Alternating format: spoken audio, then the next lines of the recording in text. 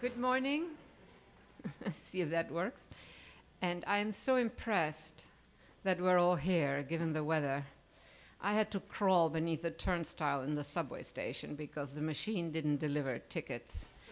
So, you know, Flaubert, this wonderful French writer, has this great image of bourgeois heroism. That's what this is like to me. So I'm really delighted to have this conference. And I cannot say that, that the storm isn't necessarily part of the eco-crisis. It could just be your good old-fashioned bona fide storm. So I don't want, there is a bit of twittering about it being sort of part of the eco-crisis. I'm not so sure. It could or it could not. Open question. Now, before giving, I was going to talk for a bit longer, but I'll make it very short since we start a bit late. I just want to thank a few people. I have a lot of people to thank, but I'm just going to keep it very short. The main person I want to thank is Rebecca Hogan. Rebecca, where are you?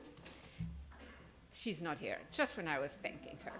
But she especially, Ben Prosky and Ioanna Theocharopoulou, ISERP, our co-sponsor, the Institute for Social and Economic Research and Planning.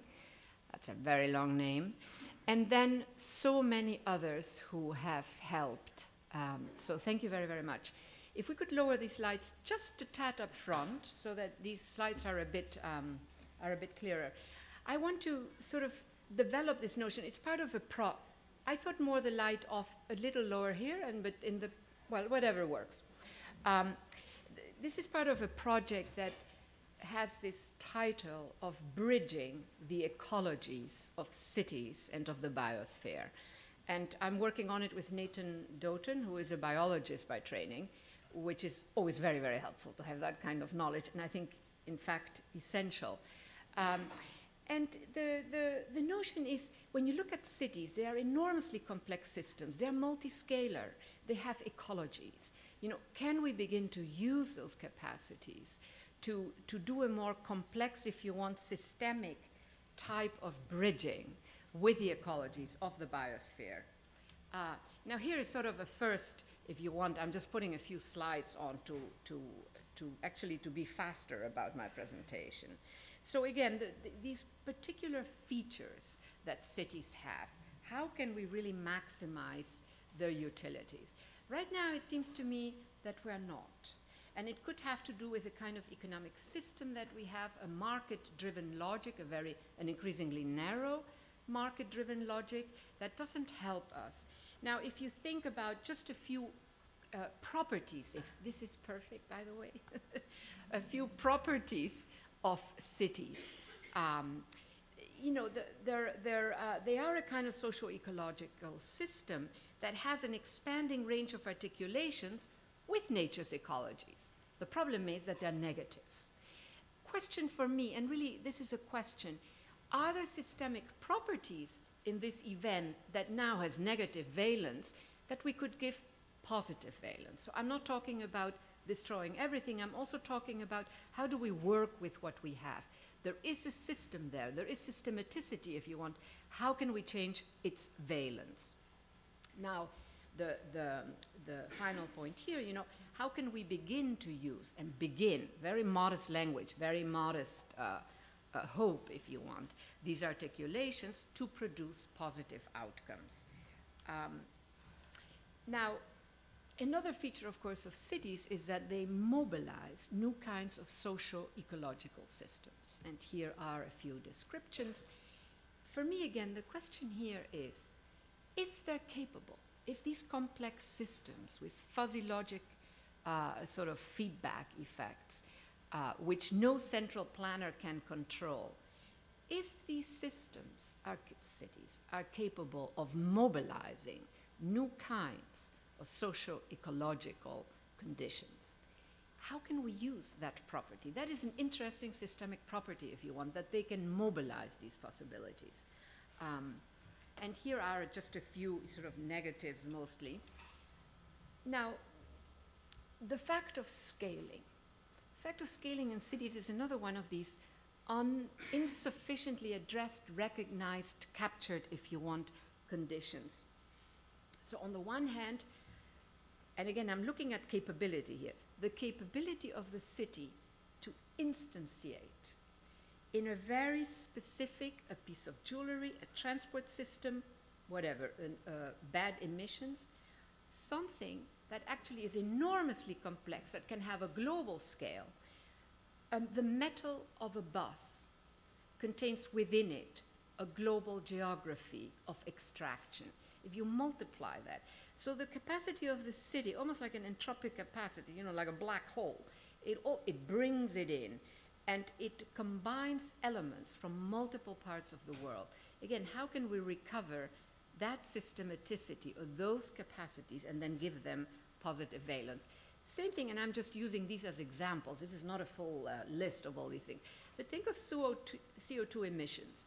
So if it's just a car in the countryside, it produces the emissions, but there is no scalar effect.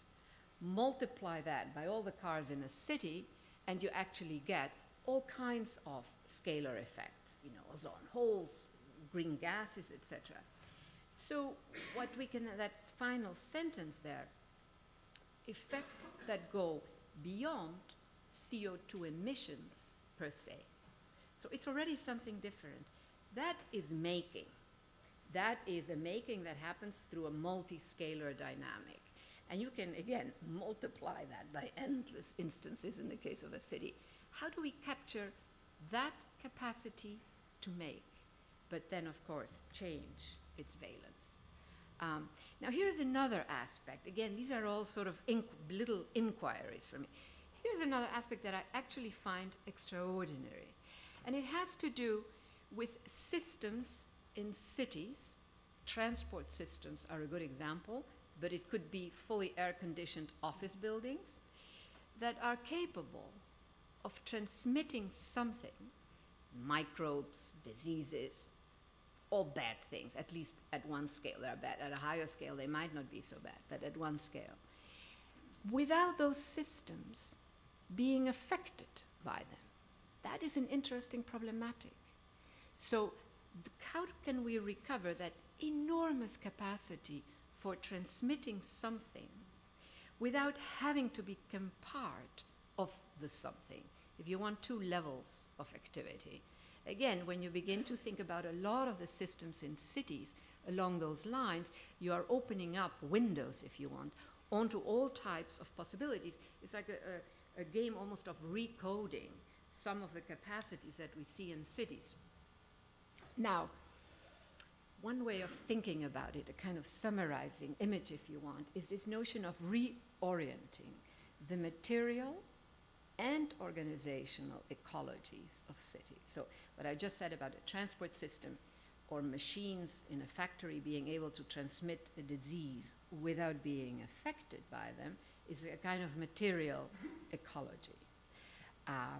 And then there are, of course, all kinds of organizational ecologies.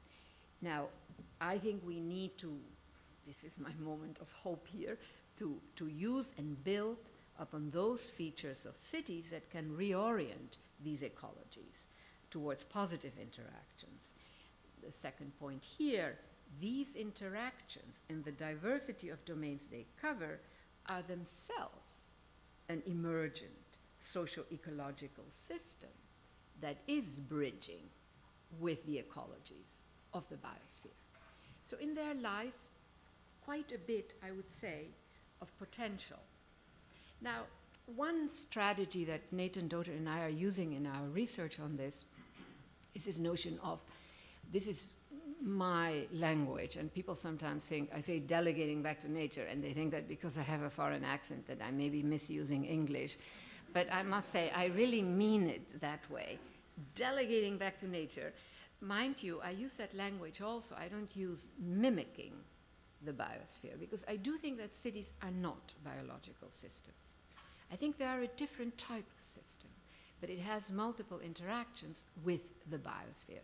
So one little example that I love, but there are many, we are creating a long list of all of these, is this bacteria, and it's both in the laboratory, but it also already has applications. I assume that some of the architects in the audience know about it, which is a bacteria that actually likes being in concrete and produces a calcium that seals the building. and has a double effect. It stops emissions, though I can't help but think, so what happens with all the bad gases inside these concrete buildings? But that's another question. That's like a little footnote. But it also, under certain conditions, has been found to actively purify the air, not at a very large scale, but sort of immediate air around a building or a sidewalk that has this. Now, this is just one example. There are many examples where we could actually use the capabilities of the biosphere, but that would take a lot of knowledge, and that is why it is not only urban. We can't leave this stuff only to urbanists and architects, so to speak. You know, we really do need to bring other forms of knowledge into the picture. Now, I wanted to come back to this notion that that cities are not biological systems. I have been involved sort of in a weak way, but involved with the Santa Fe Institute, you know, which is full of physicists, and I always say full of physicists who don't do physics. They do everything else, but not physics, which makes them actually absolutely fascinating. Now, one of the projects of the director, Geoff West, who is a physicist, is precisely to use, I find that for physicists, biology is often a bridge into some other object of study. So I have had two encounters with him. One, when we spoke both, you know, to his board of whatever, trustees, and so he was showing at that point, this was maybe 2 years ago, how in biology, of course, you have this incredible multiscalar repetition. You know, the orders of magnitude are they repeat. So from the amoeba up to whatever, the blue whale, the biggest organism. And then he was showing how with cities, it also goes. Now, this was based on an enormous amount of data gathering, vast amounts of. Some of the data that we as urbanists are rather suspicious of, but you know, there's a lot of data on cities, frankly. So he shows, so there is a thing. And then he said, but there's something that happens when the cities become very large, but he hadn't gotten there yet. And so I just saw him now at another meeting where we were together, and he had gotten there. And then what he shows with mathematical formulas, etc., is that after a certain size, the city does not respond to the laws of biology. Hence, something else happens. You know, we can call it fuzzy logic systems, we can call it something else. Now, I think that is very important data, that at different sizes of cities, some possibilities can happen. And at a large city, the notion that we can mimic the biosphere in order to address our problems is just really not a possibility. Now, another subject, of course, that is big on the agenda is ecological economics, which compared, I would say, to mainstream economics, I don't mean to offend any economist in the audience here, is an advance. It basically prices eco-services. I think I have another one here. No, this is when it goes sort of, when it quantifies. I think that is very interesting. I think that is a good way of shaking people up. We're actually using nature's services. I don't necessarily see it as a solution, but again, this is a debate. So it is important to recode. A lot of what we take from nature is beginning to happen with water, you know, that we're beginning to price it, etc. But I don't see it as really as the solution, or certainly not the only solution, to the sort of the catastrophic challenges that we face in the biosphere. And here I just want to wrap it up. This is my last slide here. What are some of the features, let's repeat some of what I already said, what are some of the features of cities that could help us regarding this environmental issue? So the first one, these issues of, you know, economies of scale, density, and the efficiencies. This is a familiar subject. This, I would say, is the proposition that right now dominates a lot of the discussion about how cities can help the environmental project. And the key feature there is density, the density of cities and all that it entails. The second one, of course, is dense networks of communications. The fact that this means that things can circulate, I added to that when I talked earlier about the buses or whatever, other systems. There are multiple systems that are systems of circulation. Some of these are recognizable as systems of communication, others are not being used as such, though the spread of diseases signals that they are systems of communication of a sort. Now finally, this is something that has gone, I would say, a bit beneath the radar screen, is this issue of the temporal dimension that is, if you want, embedded in questions of the biosphere. And I see it as a challenge to recover different temporalities in order to address also the sort of the eco-crises, if you want. Finally, pretty as all of this is, and the projects that it contains, cities are systems of power with laws. So just, I mean, this is something that repeats itself through history, just a rational discourse that shows us all the advantages and how we can do it and all of that is not going to be enough. It's going to take other forms of action as well. We have to change laws, we have to change systems of authority, we have to change preference. By me, I don't mean us, okay? This is not a call to action. But what I'm saying, and these are, for me, it's neither is it just simply a question of organizing politically.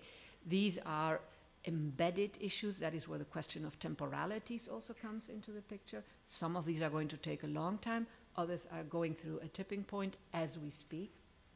The spread of urban farming, the fact that now in New York City you can get a permit to have your chicken. Now, I don't want to have a chicken in my apartment, but maybe if I lived with a garden, chicken, they're amazing. Do they actually lay an egg every day or something like that? I don't know how they do that, but I find that absolutely extraordinary. So some of these things are just going to evolve and run into tipping points. Other aspects it's going to take real hard work. And this conference really has a series of scholars, researchers, and activists who have addressed different elements. We are by no means covering everything, different elements of this picture. So I am going to stop here, to welcome you all again, and to invite our first speaker, Dr. Westing. I'm going to introduce him very briefly. For me, Dr. Westing actually appeared on my radar screen way, way back when. I was very interested in the toxicity associated with Agent Orange, with the whole Vietnam. Any one of us who was sort of fighting against the war in Vietnam got inevitably very drawn into these issues of the destructiveness. And then when I was in Central America, and the destructions there associated with some military products, let's say, that the United States was passing on. So when I discovered Westing's writings, it just made a lot of difference to my thinking, to my understanding, and also to what are the variety of issues. And it is for me really an enormous pleasure and an honor that he could be here with us, because I think he's one of the heroes, going back to the 1970s, informing us.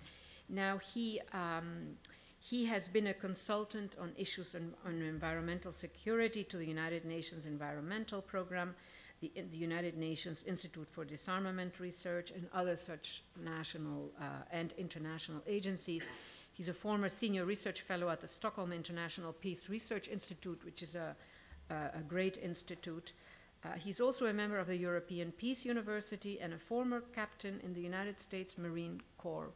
And the focus of his talk is war and its consequences, both on environments, if you want, and people. Dr. Westing.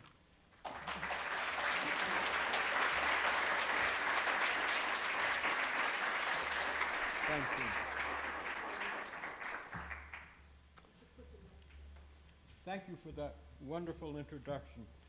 I have a few comments before my introductory comments.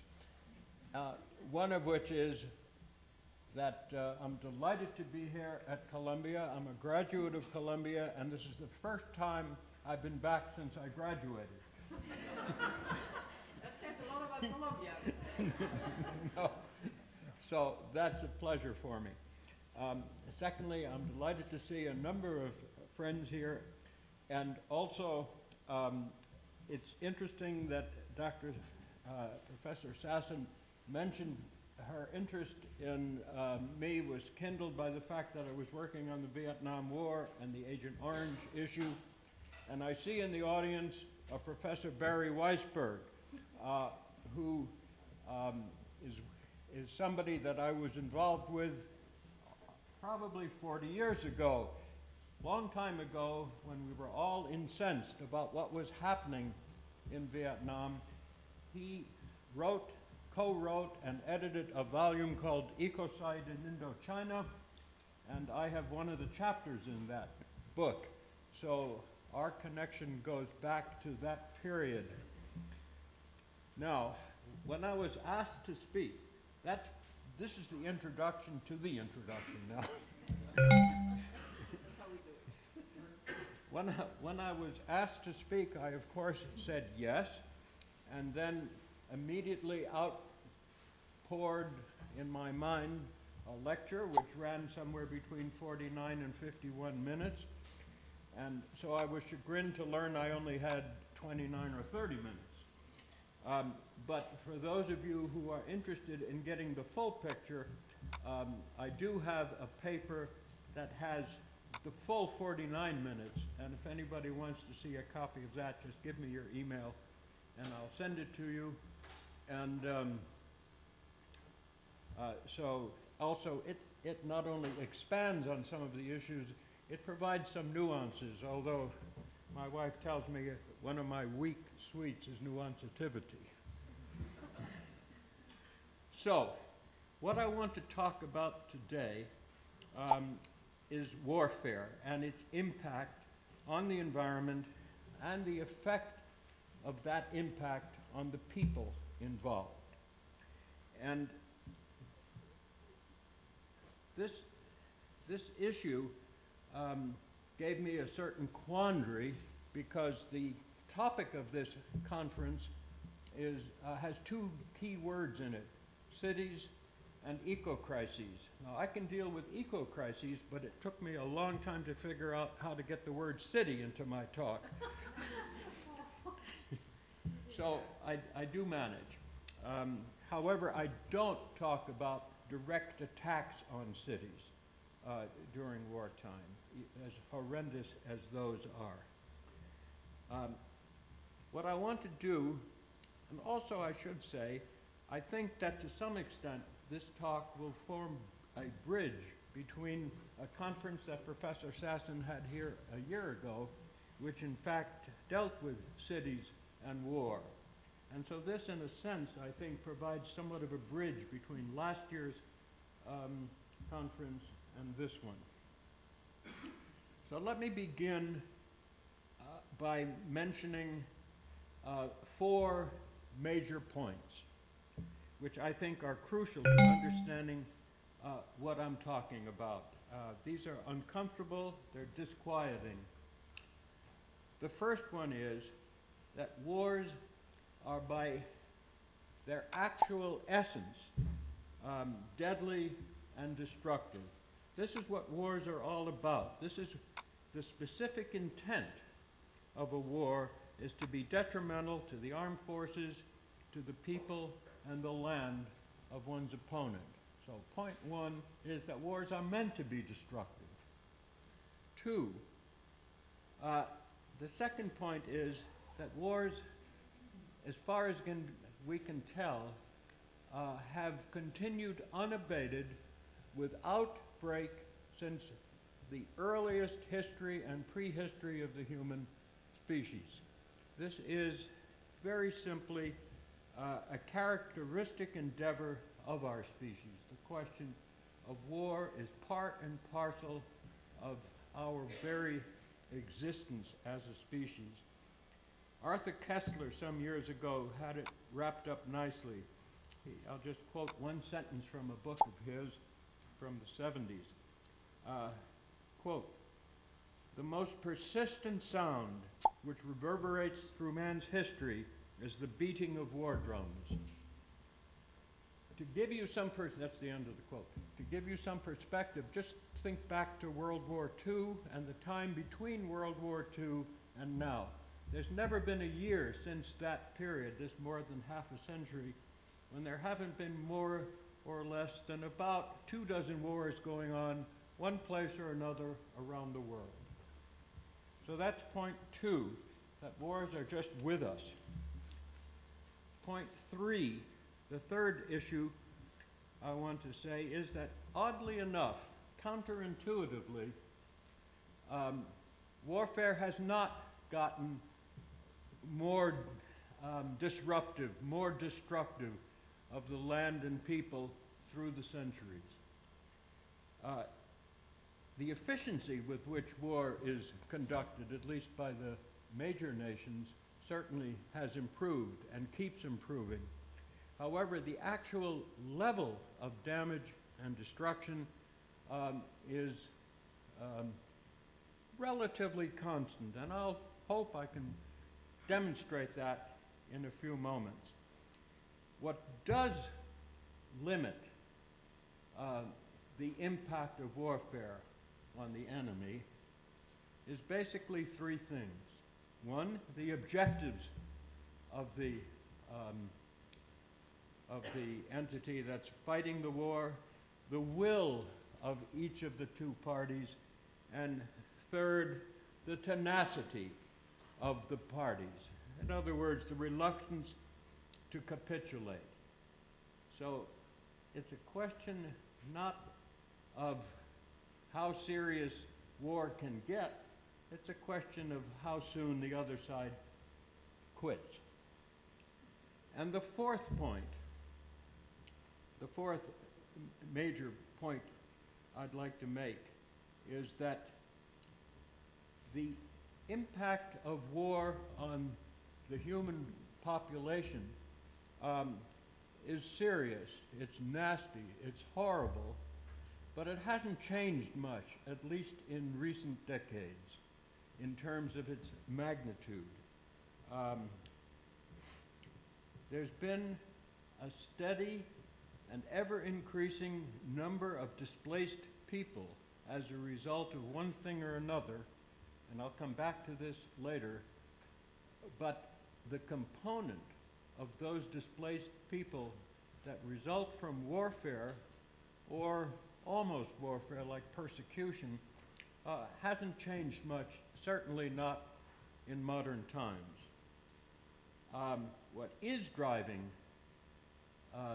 the ever-increasing number of migrants, of refugees, of displaced persons is the fact that their resource base is shriveling up, is deteriorating, and so it's a combination of not being able to sustain their livelihoods where they are and of being attracted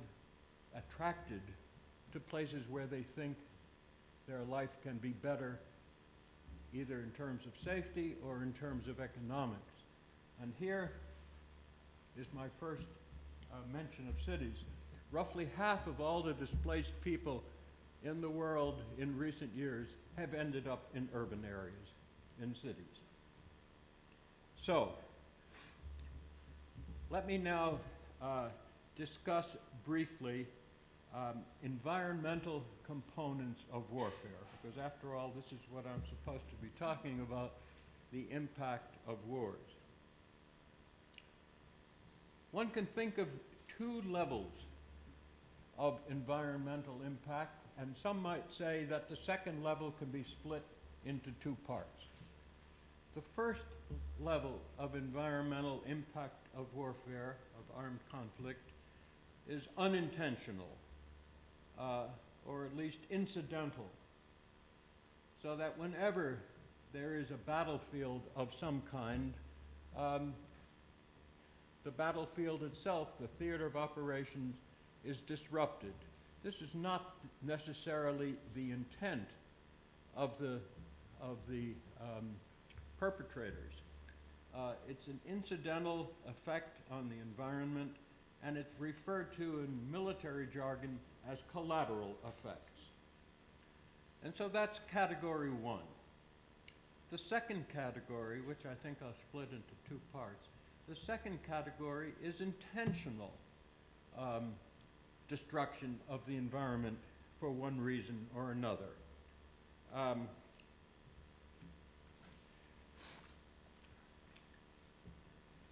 This intentional disruption can be an attack on farms, on fields, on forests, on pasture lands, on rangelands, on water system, on the hydrological infrastructure. And so this might very well be intentional, and I'll give you quite a few examples of that in a few moments. So we have unintentional or collateral and the intentional effects. And now let me mention sort of a subcategory of the intentional effects. And those are attacks on the environment in such a way that a modest amount of energy supplied ends up in causing a massive form of damage.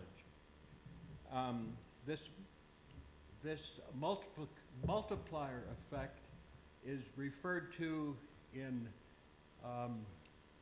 formal jargon as the release of dangerous forces.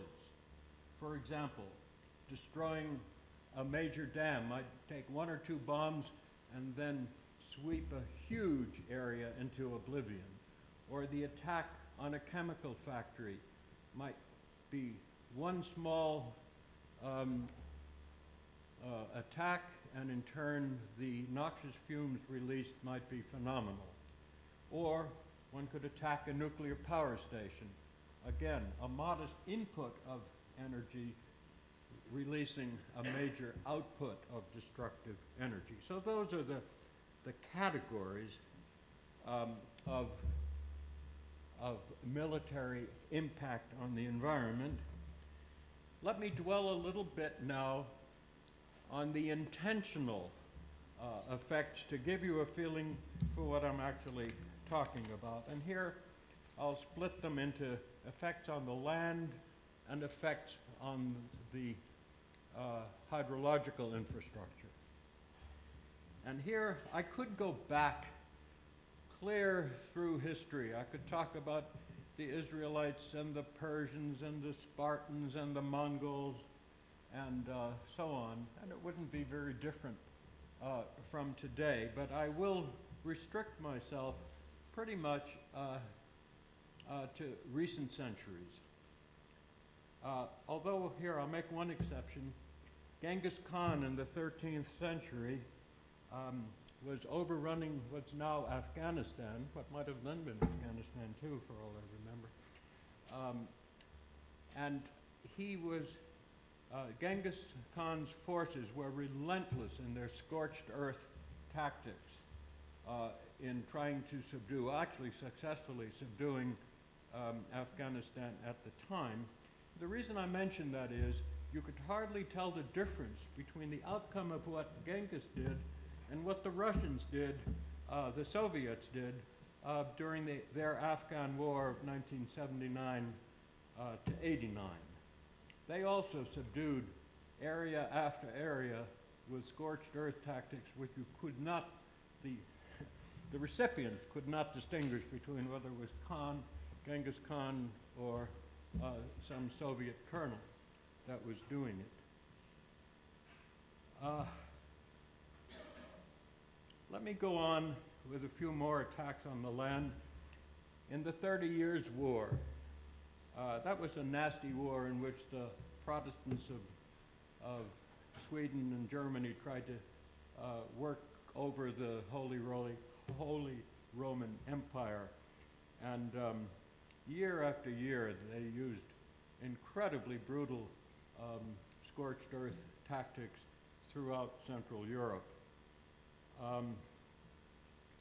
But then, even perhaps, this was of course in the 1600s, then I can jump ahead to the mid-1800s. At the same time we were busy with the Civil War in this country, there was an incredible civil war halfway around the world in China. There was a group called the Great Peace Movement, which was about the greatest misnomer of all times. The Great Peace Movement of China took 10 years to find out that they could not overthrow the Manchu dynasty. And the way the Manchus finally put down the Taiping, Taiping is Chinese for great peace, the way they finally put them down is they basically destroyed everything in 3 provinces in the center of the rebellion. And so it took them 10 years to quiet down make the peace movement into a peaceful movement. This was in the, as I say, in the exactly the same time as our Civil War. There was this Chinese Civil War. Let me move away from land now to give you a few examples of water. And since this place is loaded with people from the Netherlands, Professor Sassen and Thies are both from the Netherlands. Let me give you my first example. And this is the time when the French were trying to take over Holland. We're trying to take over the Netherlands in the mid to late 1600s. What did the Dutch do? Well, they thought they could prevent the French from advancing into Holland by opening the dikes on large areas of land, and they produced what was called the Holland Water Line in 1670 or something like that. And that was wonderful. The French got stopped dead. Nobody could swim in those days. But they forgot one thing, and that was winter came along not so long after, and the water froze, and so the French moved on. This was despite the fact that the local peasants of the Netherlands at the time tried desperately to stop this from happening, but the Dutch defense forces ignored the pleas of the peasantry and did this anyway. And unfortunately, several months after all this land was flooded, the French went through anyway. Let me give you one more, which in my view is the most spectacular event in all human history of this sort.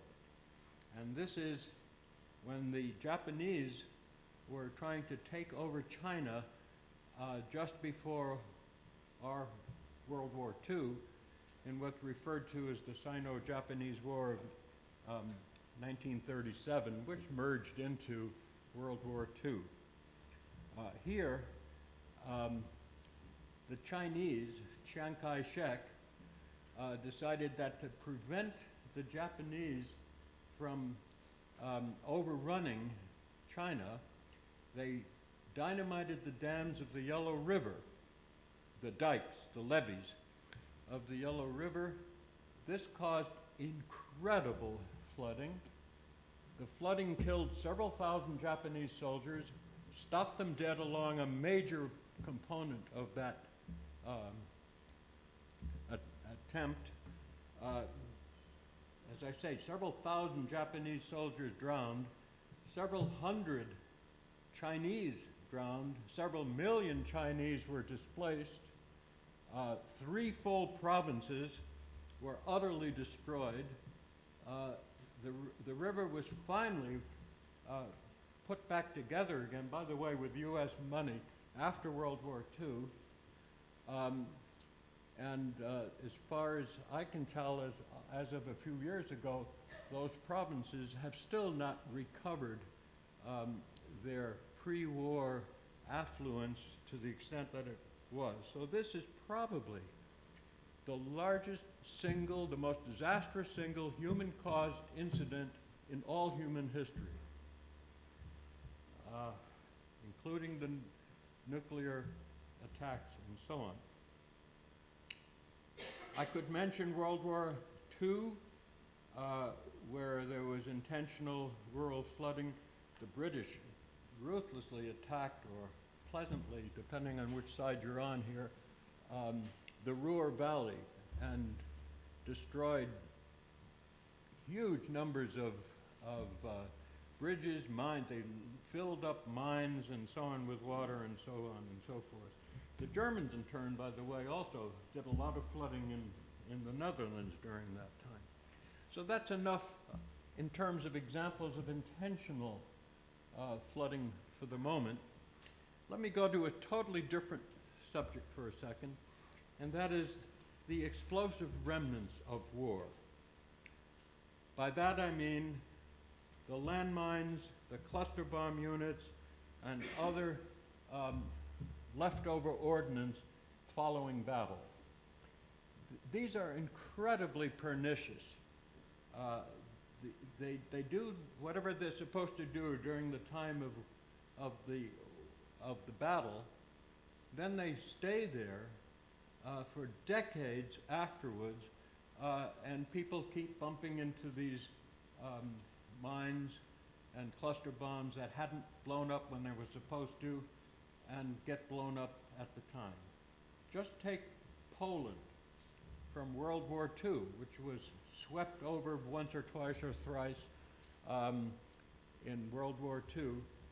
A dozen or more Poles are killed every year from World War II ordnance that they bump into by mistake, plowing or fixing a road or putting in a new culvert or something like that. And worldwide, the Red Cross keeps track, and there are several thousand fatalities from past wars from these remnants of war, landmines, and cluster bombs.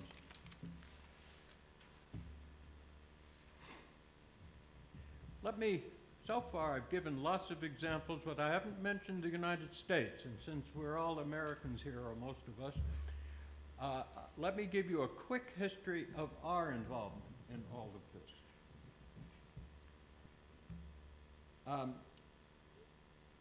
Let's start way back in 1600s when the Virginia colonists, year by year, maintained the upper hand with the hostile Native Americans by continually destroying crops around and about the Virginia colony. Jumping to the Revolution, George Washington, subsequent to the war, said that his most successful, best planned, and most wonderful action during the entire Revolution was not crossing the Delaware. It was destroying the crops of the Iroquois and their food supplies, which effectively ruled them out as important allies of the British. And as I say, this attack on the Iroquois farms and fields in upstate New York primarily and around and about, Washington thought was the most important thing he had done in the war. I won't dwell on the Civil War or the Indian Wars. When we subdued the friendly natives out west, we constantly attacked their means of survival. And then, of course, in the Civil War, Sherman's march, destruction of Georgia, Sheridan's destruction of Virginia and the Shenandoah Valley are well known. So the Civil War is a good example. In the Philippine War that we had right around 1899, 1903 in there, we were ruthless in attacking various provinces by destroying their farms and fields over entire provinces.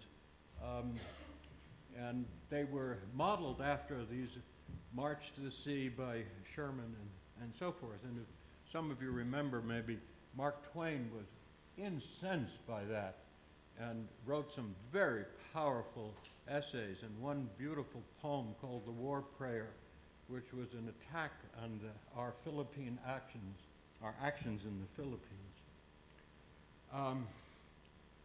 World War II, we attacked German grain crops with incendiary attacks.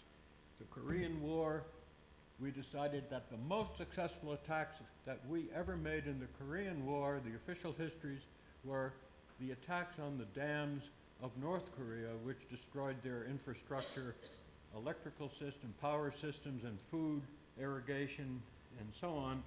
And to get to the Vietnam War, this of course has become famous for its environmental attacks against forest and field.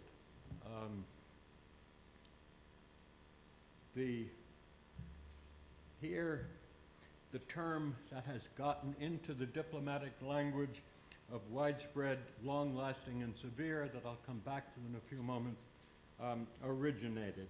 But as you know, we attack forests relentlessly, we attack crops relentlessly, and this is one of the reasons why so many people throughout the world were aghast at our activities and actions and approaches in Vietnam, and that's what got me involved in all of this too.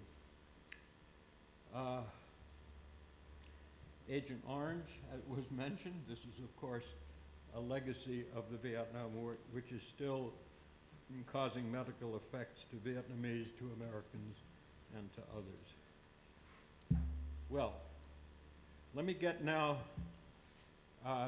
to refugees. I see that I'm running out of time, so I will make this very quick and say that I'll just give you a few simple facts that summarize what I want to say here. One is that numbers of displaced people or refugees around the world right now, or in 2009, according to official UN figures, is 255 million people who have left their homes because of one reason or another. Now, the one reason or another is important. One of the reasons is war. And of those 255, by the way, that's 4% of the global population. One of the components of why is about the desire not to get shot. And so this is running away, fleeing from war, or to some extent from persecution. And that represents about 14 million people a year. So what does that leave from 255? About 230 million, which are not war involved. And these are the ones that one might refer to as environmental refugees. Just one more fact about, or two more facts about those numbers before I leave them.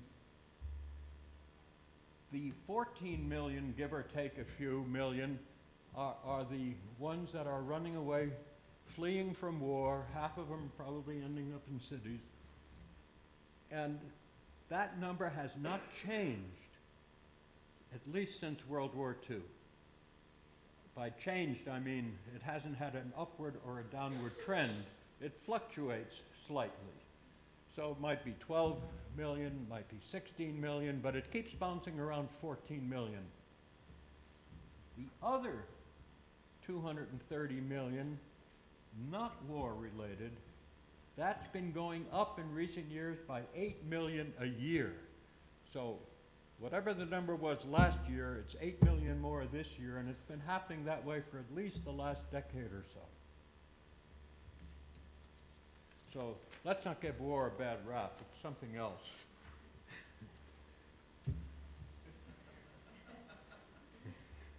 Thank you. Let me conclude now by saying, what can we do? Or what should we do? And there are three things I want to talk about as I finish this up, and that is,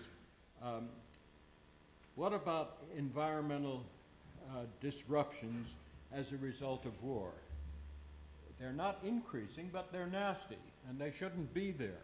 As I say, they generate something like 15 million, 14 million people a year as displaced people, as refugees, as migrants, and so on. And here we have a number of treaties, the most exciting of which was in 1977, instigated by the International Committee of the Red Cross, and it's referred to as the Protocol on International Armed Conflicts. This one gives pretty severe restrictions restraints on attacking agricultural areas, dams, nuclear generating facilities, and so on. And even more interesting, and this is the first instance where something like this has gotten into the law of war, or what's now euphemistically referred to not as the law of war, but as international humanitarian law, is that it has made illegal actions that are expected to cause, not that have caused, but are expected to cause environmental effects that are widespread, long-lasting, and severe. And this was the worldwide reprimand to the U.S. after our Vietnam War. So there's another one on non-international wars, which in one sense is more important because there are more non-international or internal wars than there are international wars. On the other hand, that gets very touchy diplomatically, so that's a very weak treaty. So one should support them both. The United States is one of the few countries in the world that belongs to neither. All of our NATO allies belong to those two treaties. We're the only holdouts. Explosive remnants, same story. Jody Williams of Putney, Vermont, where we're from, got the Nobel Prize a few years ago for being the force behind having the Landmine Treaty of 1997, the Landmine Convention, enacted, which forbids a party to even possess landmines. Very nice treaty. Every NATO country belongs except for the United States.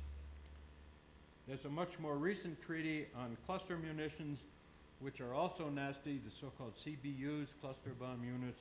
That was only enacted in 2008, and things move with glacial speed or glacial slowness, so not very many countries belong to it yet, but at least half of the NATO countries do belong. All of the good, nice countries like Netherlands and Sweden and Norway and Denmark do belong. But again, the United States does not. France and Britain both do. So that's one thing. We should somehow or other try to get the diplomatic forces to prevent these things. In terms of refugees, all I can say is the real problem is not from warfare, but from the civil sector. And here, I think the real problem is overpopulation. I won't go into that any further. And finally, I'll just mention the term global warming, since this is on the horizon and everybody is worrying about it. And here again, whatever I have said will probably be exacerbated by the effects of global warming. And so here we really have to strive for a sustainable energy consumption future. So that's about it.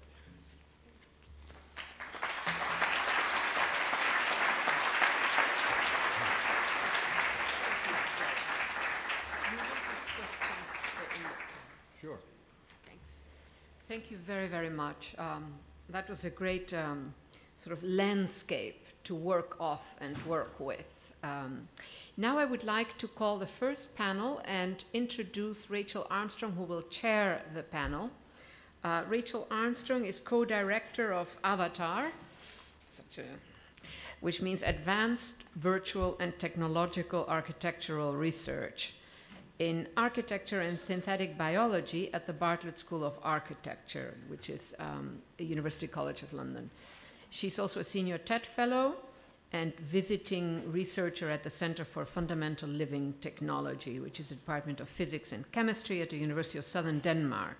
Her research investigates a new approach to building materials called living architecture that suggests it is possible for our buildings to share some of the properties of living systems. So Rachel, if you come, and the three first panelists. Rachel will also speak this afternoon in one of the panels. I think we could have some lights maybe. And she will introduce you, Tis. You can just...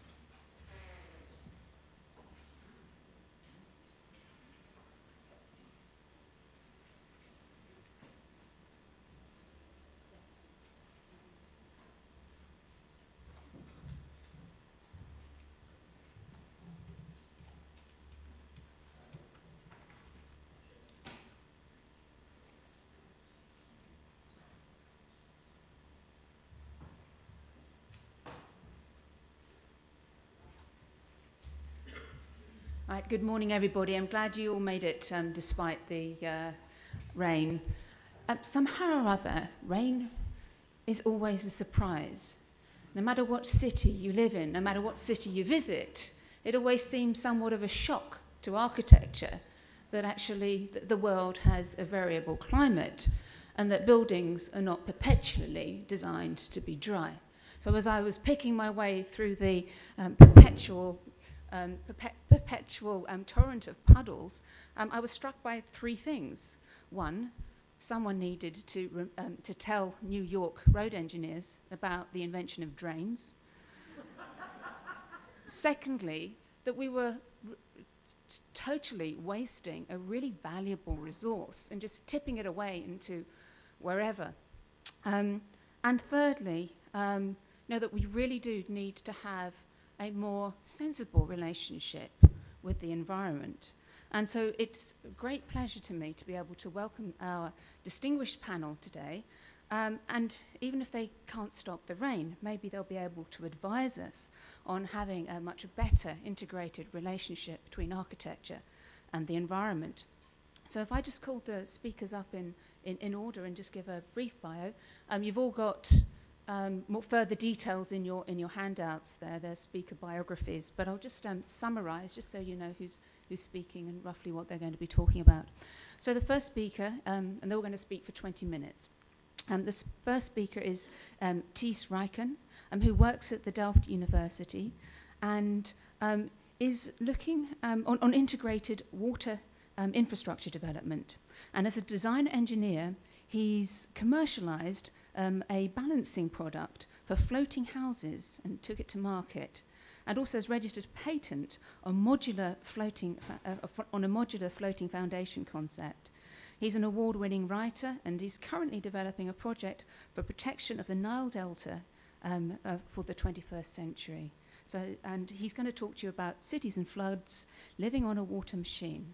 So, thank you, Thijs. Thank you. Did you say Nile Delta? Yes, I did. There we go. Where is the mouse? I think they do it here. I'm from Holland. As you can see, it's the center of the world. I like Google very much. They're very sensitive people. Before I begin, Arthur, your point is already in my pocket with the vulnerability of the dike system. I'm aware of it, but I wouldn't really be able to say what our current attitude towards it is. So I'm definitely going to check that out. It's a very interesting point. Holland is at the end of the River Rhine, and it's a delta. And in a natural delta, you cannot live because the borders between land and water are changing all the time, and that's very unpractical.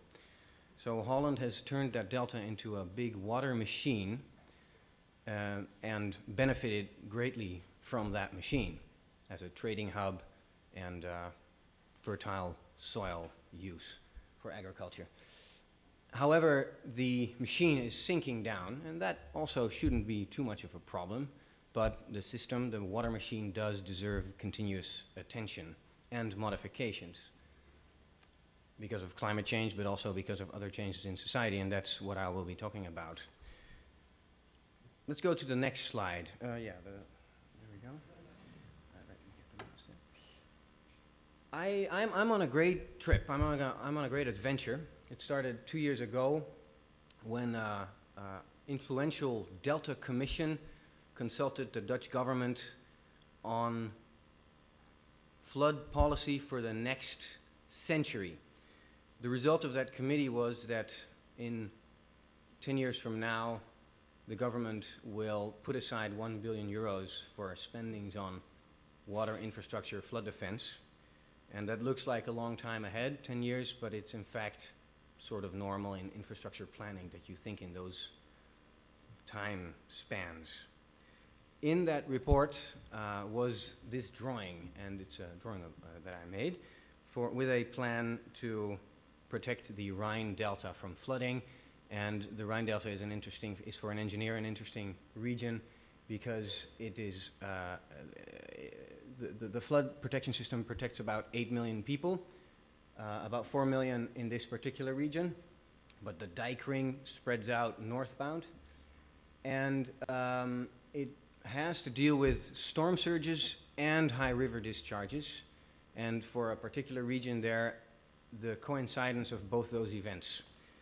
And that is what this plan addresses. And the adventure that I'm at is that the plan is still standing, and after that report, it was sort of, I got, you know, a nice amount of research money to investigate it further. And how do you investigate such an issue? I'm an engineer, by the way, although I like policy and general perspectives on engineering. What we did in our research is see the system as a hydraulic, spatial, connected system that can be modified by various different interventions, here drawn in red and purple. Each intervention combined with a climate and economic scenario, with a climate scenario, leads to so-called hydraulic loads. You don't have to remember all this, but this is just a general idea, like how one protects a river delta. Hydraulic, so it's not as simple as the sea level rises 0.5 meter, so all the design water levels also rise 0.5 meter. It's more complicated than that. This is just one alternative and just one climate scenario that we're looking at here. Next step is what do the rising water levels mean for the dikes that protect what we call inner dike regions from river water and sea level rise. Some dikes are historically higher than others for all kinds of reasons. That's step 2. Step 3 is there is something like the outer dike regions in Holland, and that is the region between the dike and the river. And I was in England the other day, and people said, like, what is that outer dike region that you keep talking about? And I said, it's a barren wasteland. The very air you breathe is a poisonous fume. No, it's most of the stuff that's going on there is port activity and regenerated ports into other other functions such as housing. And of course, there's a lot of nature and agriculture going on. And the question is, how does climate change affect these outer dike regions? Important part of the equation. Then there's shipping. Shipping is not really affected by climate change, at least high water levels. Low water levels are an issue too, but that's not what I'm talking about now. But different solutions that we can take to keep our flood risk low can affect shipping. So shipping is another important part of the equation. Then there are ecological flows. I don't have a map about that, but that's also important. And this is a plan for the sort of short term. So that first drawing that you saw would be a solution for 2100. And what I'm now very interested in, like what's going to be the next step that we can take, and that's in fact a barrier and a combination of dike reinforcements. Those are huge projects, so it's very exciting to work on that.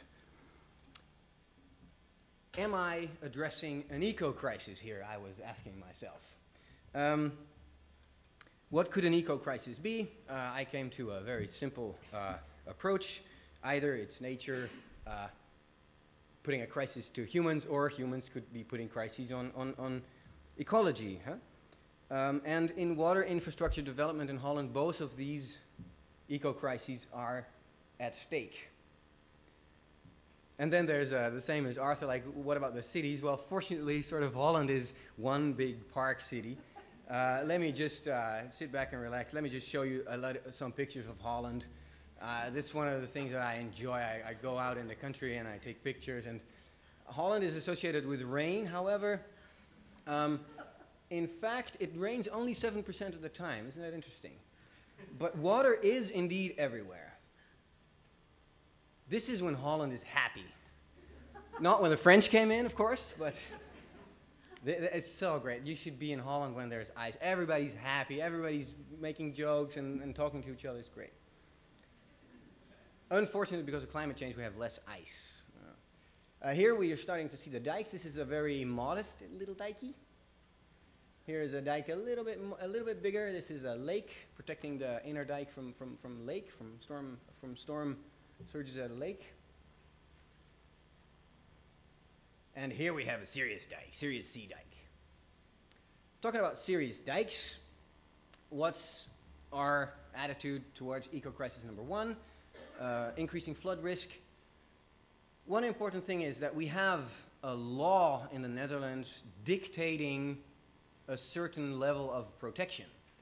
And the funny thing about that law is that actually climate change is embedded in that law. When climate change occurs, and every 5 years that law is being like there's a sort of a test going on whether the system is updated according to the law or not. And when climate would change, more and more parts of the system would be disqualified, and according to the law there has to be money allocated to combat that. It's not as simple as that, because even though a law dictates that resources should go somewhere, there are more laws like that, and there's a limited national budget. That's one thing. Another thing is that some parts of that law are actually outdated, or and a third issue is that even when the law says a dike is no longer high enough or strong enough, there are more ways to deal with that. So the law looks simple, but it's actually, it has some complicated issues. That's the current situation. We have that law. Then on the long run, there's that Delta Committee that I just referred to that has come up with a long-range plan for projects on Dutch water infrastructure. Eco-crisis number 1, reducing flood risk. Eco-crisis number 2, engineering works in the past that have actually destroyed a lot of ecosystems in the Netherlands, particularly the so-called famous delta works in the southwestern delta. What's nice about a estuarine ecological system are 3 things. First, biologically it's very productive. There are a lot of nutrients coming in, a lot of energy, tidal energy coming in, so the production of biomass is very large. Second, because there's a salt freshwater gradient, that attracts ecosystems and animals that particularly like this very special salt percentage, and the biodiversity therefore is large. And the third one, of course, is fish migration. So if there's a dam, the fish cannot migrate up the river and spawn. What I find very interesting is that the World Wildlife Fund is lobbying pretty strongly to reopen the dams in the southwestern delta, which would have huge consequences. So we are working on eco-crisis number 2. I'll get back to that a little later in this presentation. What I want to address also, because the easy thinking about Holland is like, Holland is drowning because of climate change, what are we going to do about it? First, it's more complicated than that, and then there's ecology, and then there are more driving forces behind modifications to the water infrastructure system. So you know that, of course, but it's not as simple as the dikes have to be raised because of climate change. It's much more complicated. Why I like the comparison between driving forces behind modification to the water system and the Maslow pyramid is that also in the public sector, in the water infrastructure development, there's more interest in higher functions in the Maslow pyramid, such as spatial quality, living with water, and ecology or recreation. It's debatable whether you think that is high up in the Maslow hierarchy or not, but let's talk about that some other time. So we got this sort of complex but yet limited set of driving forces behind the water system. What are the issues? What I find challenging is how much money can we put in goals that are in the top of the Maslow pyramid? I mean, in our daily lives, we spend a lot of money on luxury and identity and that kind of thing. So why not in the public sector as well? Issue number 2, how safe is safe enough? Issue number 3, how to isolate the climate change factor. I think Shiv I read your article, that's also a little bit what you talked about, like how do you relate climate change to all the other factors in related projects. So those are about the objectives, and then there's the goal. Then there are the solutions, and the solutions vary in the amount of engineering that they propose. And fear of engineering, that's what we talked about in our email correspondence, Saskia, is a very important and interesting issue. Even you referred to that today with the engineering that is going on in New York too. Well, I'll get back to that later. Hold on. Yeah, that's not going on. Yeah, exactly. So we have a very funny relationship to engineering. When it works, we don't notice it, and when it doesn't work, we complain. How to justify or sell investment in the top of the Maslow pyramid? I'm going to skip this one because I thought I had a half an hour for some silly reason. In the program, I didn't get it. This is a difficult issue. What's going on here? Here we got the Southwestern Delta again.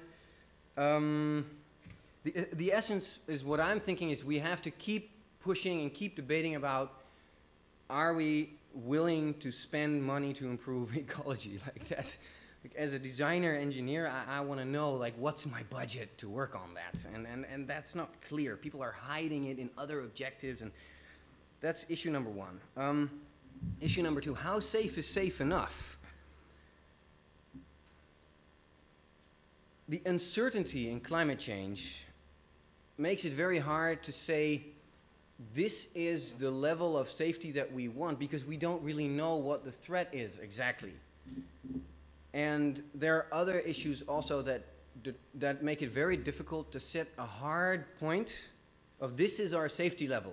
Theoretically, the safety level is an optimum between the risk reduction and the investment to make to reduce the risk. The more precious the treasure, the more expensive the case around the treasure. And that should be in balance with each other. But there are many reasons why that is actually an illusion that you can calculate it very strictly.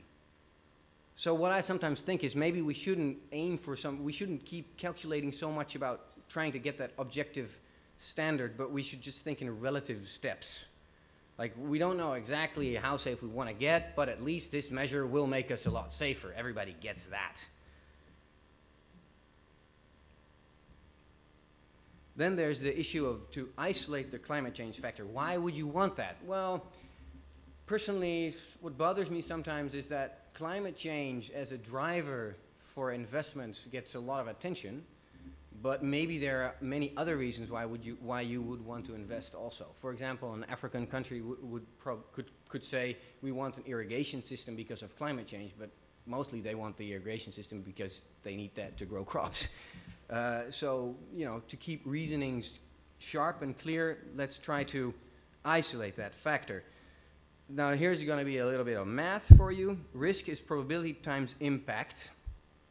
And if the sea level rises 60 centimeters, basically in Holland that means that the probability increases tenfold. If economy would grow the coming 90 years at 2% a year, and flood impact it would be related to economic growth, that would mean impact rises 6 times. So in a sense, you could say, well, climate change is pretty important for Holland. However, in an economy that grows 5% a year, in 90 years, the flood impact would increase 80-fold. So for China, if you think in terms of flood risk and you want to reduce that, climate change is not even that big a factor. Economic growth is the biggest factor that increases the risk. So it's important to think in, I'm interested as an engineer to think in those terms. However, in Holland, since our design standards were put in 1960, the potential damage will grow 30 times, about that. Multiplied by the probability growth of 10, factor 10, that's a risk increase of 300. So that does call for measures. I mean, if a risk increases 300-fold in a current environment, economic environment, that calls for action. How does that work? The risk is that there's a storm at sea, river water coming in, dike fails, flood. How does a waterfront look like? We have the dike, and then we have that barren wasteland with the poisonous fume and the outer dike. In an urbanized area, dikes do not look like this. You see, dikes are urbanized also. So houses are built on the dike. That makes it a lot harder to raise the dike. Now, how it works in Holland is there's a probability distribution. You also mentioned that in your paper that I found very relevant. People don't really think in probability distributions. And the law says we have a 1 in 1,000, we accept a 1 in 1,000 or 1 in 10,000 probability of a water level. And that dictates the height of a dike. Now, if the law gets stricter because the impact of a flood increases, that would mean that the dike would have to be raised. If climate changes, but the law doesn't change, still the dike should be raised because of the whole water level rises, you see? And what's going to happen is both. So would that mean that the dike would have to be raised, which is a pain in the bum in urbanized areas? Now that's where that plan that I came up with, what that addresses, like between those barriers is the urbanized region. So the idea is there you don't have to raise the dikes. You might even, the dike height might even, you know, go down if necessary. We wouldn't do that, but theoretically.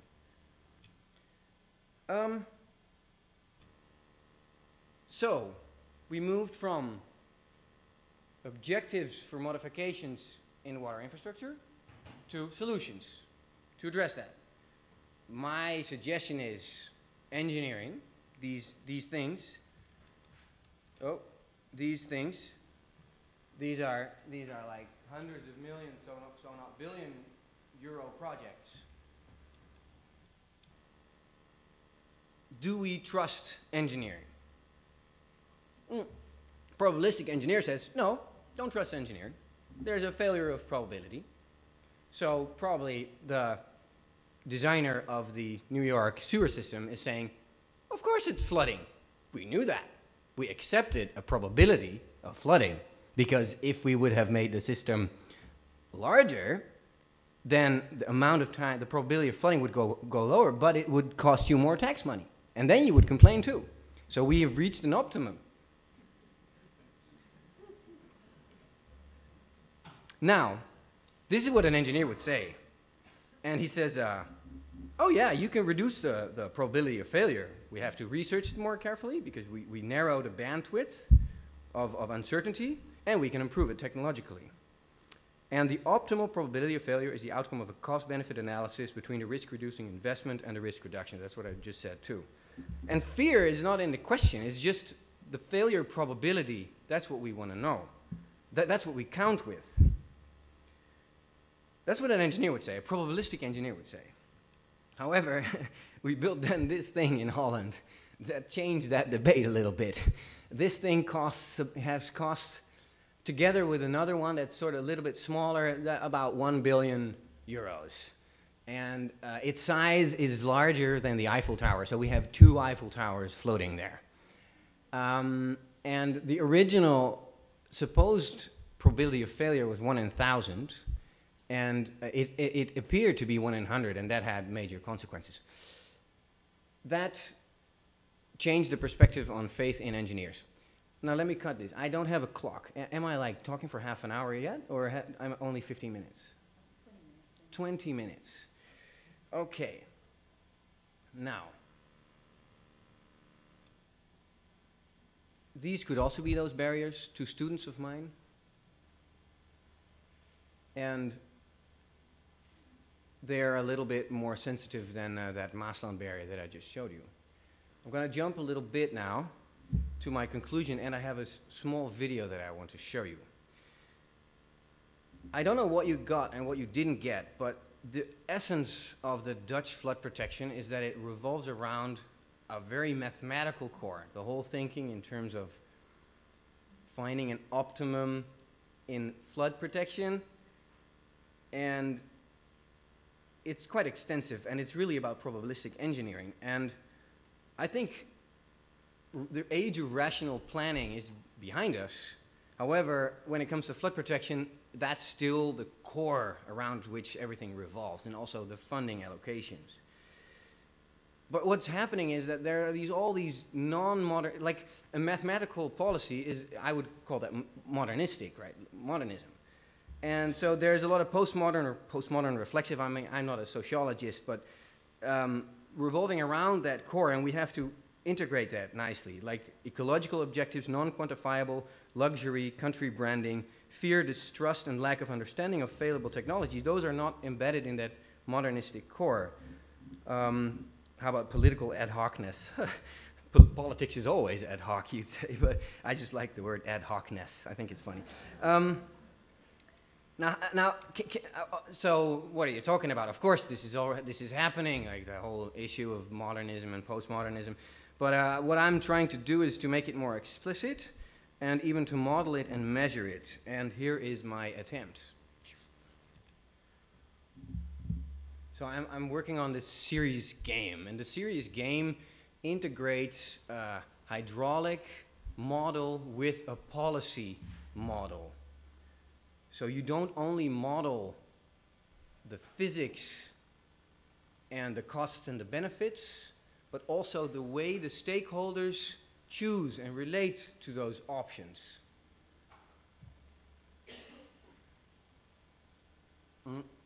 It's a bit like SimCity. So the game shows you the weak spots as they pop up when sea level rises. So the sea level rises, and the dikes are not all like exactly right. So there are some weaker spots and better spots, and poof, poof, poof. Before you play it, you choose your scenarios. Because when you would ask me what the way to go is in Holland, is that people who are involved, they have to start to understand the system, also the non-engineers. And then, with that collaborative understanding, we have to choose the next step. And then, and then in 20 or 30 years, there will be other people who determine the next step. And so the game serves to help understand. And I've been in stakeholder participation sessions, and what I discovered is that it's great to have the stakeholders to debate, but it would be so much better if they would have more knowledge. So that's what this game would address. They get a budget every 5 years or 10 years, and they can build with it. And they, for example, recognize that, hey, you can't build everything you want. If you want ecological improvement in the Southwestern Delta, where do you get the money from? So you get, and then, and I got some money to elaborate further on this. So it's going to be very exciting. Because I want interactive elements too, that people who use it, they can send if they disagree with something, if they know if they have a better idea, if we lack some kind of report, and you can download reports. So here, this is a very important screen. To really tap into the pool of knowledge and ideas and values of everybody involved.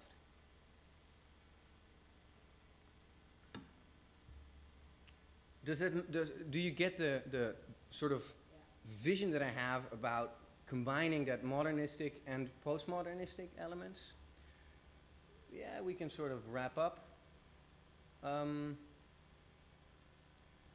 Here you see how storm surges and river discharges correlate with each other. And that gives you the probability of those hydraulic combinations to get people some understanding of the whole nature of probability. It's very hard to get your head around what probabilities and chances really are.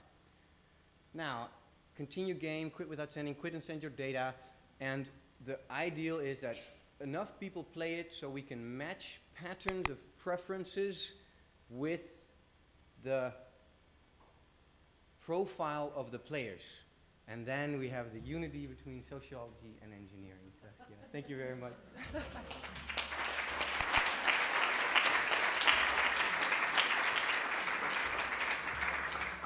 Thank you. The next speaker, I'm actually opting for the save and continue later budget button. But next speaker is Shiv Someshwar, who's an expert on climate change and adaptation and development policy.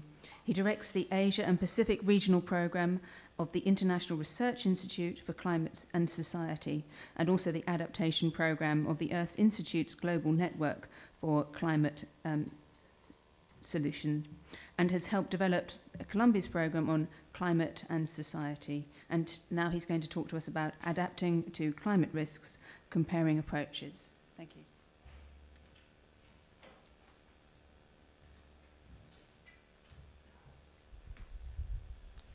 Thank you. Thank you, Saskia. Thank you, the organizers, for getting me here.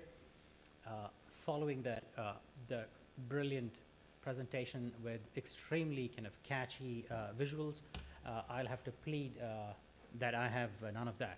This is going to be a little bit more of a dry hum-ho of a presentation, so you'll have to bear with me, and you may really need to focus.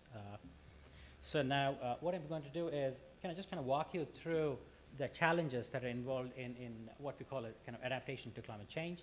And before I do that, because many times in my talks, it does come across as possibly that because of the nuances that I demand, that it may come across that I'm more of a skeptic. So this the first 3 slides is to show, no, climate change is real, and we are in it for whether we like it or not. So that's to kind of put all of you at ease. Then the next set of slides would be really to kind of, since I had very little idea of the nature of participants here, so I didn't want to take it for granted that you guys are already all top-notch on all aspects of weather, climate, and so on. So this is just a kind of a very simple, quick run-through. And if you guys have already done that, you can just say, I love participation. So you can just say next, next, next, and we kind of go along. So the core is to just focus on 2 case studies, Mumbai and Manila, and to basically kind of draw out some of the issues that are, some of the challenges of having city planning agencies, the key agencies as well as civil society groups. How do you, in a practical way, begin to address the challenges of climate risk, both of variability and change? So now we'll just go through the first set of slides.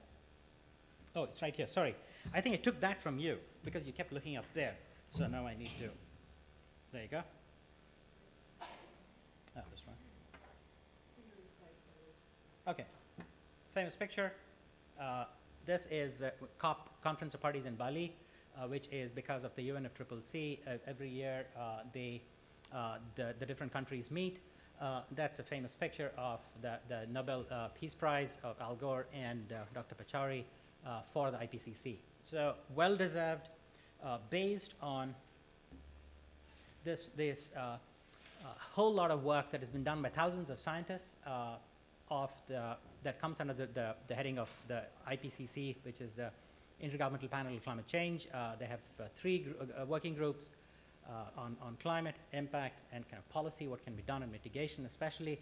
And this is to unequivocally kind of tell you that, well, the temperatures are going to be increasing over the next 100 years, and also there's going to be serious fluctuations in precip. And this slide and this one is not very clear because they didn't want you guys to squint and get a headache. So the idea is just kind of chill out, saying, okay, science is there, science tells us it's happening, and now we move on. Okay? So if there are any kind of skeptics, I would love to debate, but maybe later on after coffee. So for those of you who may have heard of climate change and wonder, how is it related to weather? Because increasingly the media portrays, anytime you have a big storm, you have a big kind of thunder shower, there is always one part of the media saying, oh, this is climate change. And it's neither completely wrong nor completely right. Okay? So what we have are these 3 distinct systems. You have the weather, you have climate variability, and climate change. The weather is in the realm of 1 to 10 days, and it's basically because of atmospheric and land interactions. And science has progressed well enough that we have really good skill in predicting weather in most parts of the world. Climate variability is all the way from 2 to 3 months through natural variability goes on through multi-decades, through decades. And that is an important component, is you bring in the influence of oceans that give persistence and hence give skill, helps give model skill. Okay, so and then you have climate change, which is generally several decades out into a century or more. And there you have not only the kind of a fine-grained understanding of the physical processes that are at play on these timescales, but most importantly, they're also driven by socioeconomic assumptions that go into, especially those that govern emission scenarios. Okay, so it's important to keep in mind that when we talk about weather, climate variability, climate change, there are distinct patterns of influence, and there are kind of differential kind of model skills that are possible for, and again, there is high spatial variability in this kind of modeling. Climate variability and climate change are related. This may surprise some in the media, but they are related, that you have high seasonal interannual fluctuations over the long term is what constitutes climate change. And if you have a linear trend like they have, just have here in this caricature, even with no fluctuations, no increase in fluctuations of variability, you will still have new record highs. That's because the base is changing. So given the last 150 years, we have kind of effectively ruined and continue to ruin the atmosphere, pumping in all varieties of greenhouse gases. What we are having now is increasingly in the coming decades, you're going to have more and more of the anthropogenic influence impacting the natural variability. So that's why when you ask a scientist, okay, is climate change here? They always sidestep the issue, because yes, in some sense it is, but in some sense, you know exactly what, when a person says climate change is here, they're really looking for this kind of large anthropogenic influence. So you shouldn't put scientists in that tough spot, but maybe you should. That will kind of sharpen their minds. So what we have is an understanding of variability and change is really important. And of course, now we recognize that there's going to be new highs, both kind of return periods of droughts and precip. So what we have is another important set of issues that would be good to get your minds around is the IPCC models. There are 21, 22, 23, depending on how you count them. These are projections, okay? They are not predictions, and this is not to somehow kind of downplay their importance. They are not predictions because they're not initialized with current climate conditions. So so this is important to realize that when you have these kind of model runs, they are really projections, because what science was trying to get at is through the emissions, what is going to happen, the what ifs because of emission scenarios. But it's really good news is in the next round, which the reports will be out beginning in 2013, called the assessment report, the 5th series of assessment report of the IPCC, they're actually going to have predictions as well, decadal predictions. And this is hugely important, especially for policymakers. Okay, so IPCC models have really good agreement on temperature increases. More or less all of them agree on the nature of temperature increases. And effects on precip, that is both snowfall and rain, is more uncertain. You have some models that seem to suggest more than others. And of course, depending on the region that you are focusing on, this conference, and then my take is spatiality, space-based. So depending on the region you are interested in, there are some model disagreements. Okay, but this is not in any way to kind of doubt that climate change is real. This is a quick note for those of you who have perused climate change literature. You'll always have, it's not just the physicality of science, but underlying that, many people miss out are the scenarios, the socioeconomic scenarios that underlie what the what ifs coming over the next century. You have the more integrated, happy world. All of us will be kind of dancing with joy. A more divided world. Everyone declares war on everyone else, and so on. And each one of them have a very different emission scenarios. Emission is greenhouse gas that are likely to be put out. So now, coming to the question of cities. Cities and climate change, there are some specific challenges that we need to confront. One is climate change is due to dispersed emission sources. It's not due to any one. It's due to thousands of dispersed emission sources. And you have kind of complex interactions with socioeconomic. It's not just one sector or a couple of sectors. It is across all of our all the sectors that we depend on, and especially the developing countries that are looking to the West to say, okay, that's the model of development. It's very much kind of integrated with what we want to be based on what we have been. So it challenges at a very core notion of what it means to develop. And the impacts vary over space and time. In Rotterdam, it would be very different from, say, the Nile Delta. And it's completely different from Jakarta in the same year, even taking into account the seasonality. So what we have is it's really difficult to motivate policymakers that are place-based, time-based, to take local action on kind of globally averaged climate change. So what we really need to have is a much better sense of, okay, how is weather and climate changing over kind of quote-unquote my part of the world? say, metropolitan New York. Okay? And then you have to deal with some of the uncertainties that were referred to earlier. So it's very clear in the IPCC reports itself that especially when it comes to urban areas and cities, the impact of climate change in the coming decades is going to be less than some of the impacts due to the dynamism of the cities themselves. And you'll see in my case studies how this kind of comes across.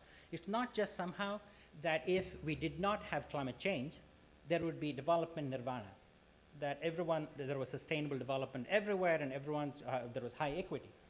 It is that the climate change is an additional driver, and it's a very important, critical driver of development risk.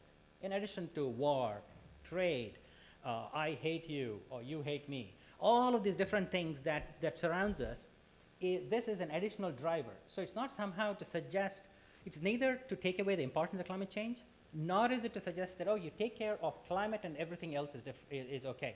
So that's why I'm a tad allergic to, especially the Asian Development Bank always says climate-proofing cities. There is no such thing as climate-proofing cities, because it suggests that once you climate-proof, then you can forget about climate. Maybe it did happen in Arthur C. Clarke's or Asimov's, where you have a big kind of bubble and everyone kind of is under that. But most of us have to manage risks. So it is really the risk management that is really critical. And that was no dig at you. I did see climate-proof down there, but that was really for the Asian Development Bank. So what we have is cities have two kinds of responses, mitigation and adaptation. And today I'm going to focus on adaptation. There are experts at the Earth Institute who do both, mitigation experts as well as adaptation. Right now I'm just going to focus on adaptation, which is kind of managing to bring in resilience to cities. And this is now emerging as a new priority internationally, because the focus was all on mitigation. How do you bring down these greenhouse gas emissions? And even now, despite a focus on adaptation, the funding levels of adaptation, globally speaking, are very low, an order of magnitude lower. And these are the pledges. I mean, by the time the pledges actually turn to real dollars, you lose another 100th. So adaptation has ways to go in actually getting the resources, and as you will see, getting the focus both of science and policymakers. The stakeholders for local adaptation are the agencies that provide basic services, households, communities, and what I call them as the partial because there's always kind of voice amplifiers, such as self-styled community organizations, NGOs, and there are a whole slew of NGOs, gongos, bingos, nongos. There are a whole bunch of them, depending on who funds them. And then you have, of course, elected officials. And each one of them kind of are always, all of us are for, who cannot be for citizens. So, but all of us have a partial interpretation of what citizen really wants or needs or should have, in fact. So those are the stakeholders. And you have the motivation is to protect cities as well as livelihoods. It's not the physicality of the cities that only we're concerned about. It's the economic system, the livelihood system, both in the now and in the future. That is, in the future, out to 100 years, which has been the hallmark of climate change discussions. But for policymakers, it's really in the now, next week, next season, possibly next year, a couple of decades out. So there are kind of very, very specific kind of location-specific challenges to how much we know what we can do. One is the temporal and spatial climate downscaling itself. Globally, there is a pretty good skill on climate change scale, but when you try to downscale it, there are some real issues. And so scientists are working on it, and this is an area where climate skeptics would have you believe that, oh, we need to wait for until better knowledge comes along. That would be completely the wrong approach. You need to work with what you have, and I'll show you the way we do work at the Earth Institute on this. And so a key emphasis is the understanding of current climate variability. The wiggly lines you saw, you have for the last 100 years data, that can actually give you a pretty good handle on what is likely to happen 30 years out. And then you have to deal with the sources of uncertainty. This is not only of uncertainty of climate, but also of socioeconomic trends. If you only step back and think about how 100 years ago New York was, could you have imagined a planner actually projecting the needs, the demands for public services kind of in the city? And here I think they did a pretty good job. But in most parts of the world, you have planning always is an ex post affair. Planning catches up with reality. Planners go out and say, oh, this is no longer a green space, then I better go back and change it. Then it becomes, I don't know, semi-urban space. So you have a very different approach to planning. And this is further heightened by issues of vulnerability. Vulnerability is not just because of climate, but it is because of who you are. That is, where do you live in the city? If you are a slum dweller living in a shanty town, you have a much higher probability of being flooded than a person who lives on the 17th floor in a modern block of apartments, which has all the kind of kind of flood proofing that has been the finest engineering can buy. So then you have the where and the when also is dictated by who you are, what you do, what are your kind of spatial pathways within the city. So it is not somehow that city as a monolithic unit can be climate proofed. So we have two contrasting kind of urban cases. One is Mumbai flood management, Bombay, now called Mumbai, and metropolitan Manila. And the key lessons that we kind of draw out are that currently institutions that manage climate risk, both in the weather, seasonal and interannual and longer timescales, are extremely reactive. And what you need to have is the opposite, is anticipatory risk management. That is what is needed. And so there is a lot of emphasis in climate discussions about the need to have better forecasts. And this is very true, because with better forecasts, better skill, you can do a lot. But forecasts alone are insufficient. You really need to understand how institutions work, what are the incentives, who are the stakeholders, and all of that is an extremely kind of, it's not an easy set of processes to model. So here we have simple, just a couple of, in the School of Architecture Planning, I felt I had to put up at least some maps. We have Greater Mumbai, and you have Metro Manila. Mumbai, you may know already, is just a collection of islands that was built up. It was actually pretty much man-made. It was made by, I think, with original seven islands. And so the potential impact of climate change in Mumbai is completely unknown. What could happen because of the impact on hydrological level, and hence what would be the impact on Mumbai it's totally unknown, and it's one of the kind of the nightmarish kind of scenarios for Mumbai in 2100. Just a quick run through. Metro Manila and Greater Mumbai, there are comparabilities, but they have grown at different kind of speeds. You have a population beginning in the 60s and 70s comparable, and then by the time it came to 1975, you have 11.2 million in Manila, and Mumbai is around 14 million. Mumbai is slightly bigger in terms of the metropolitan population. Land area is comparable, and what is really interesting is this one, which of course most Mumbaikars would agree, but the government of India would stoutly disagree, is that you have close to 60% of people living in slums and squatter settlements in Mumbai. And this is from a government source itself. So this was not didn't go out with NGOs who love to kind of bat up these governments.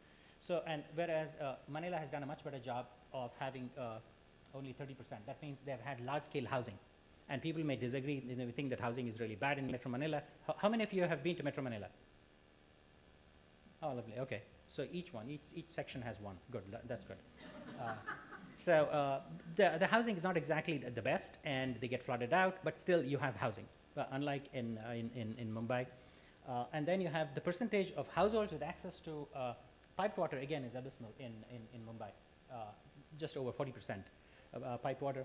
And the total rainfall is pretty much the same, but what is important to recognize here is in the metropolitan Manila area, the rainfall is in 2 distinct seasons, so it's spread out over, so there is the same amount of rain, but there's less rain per month on an average, whereas in Mumbai, it is just in the southwest monsoon period, beginning in kind of early June through October, you have a fairly huge amount of rain coming down.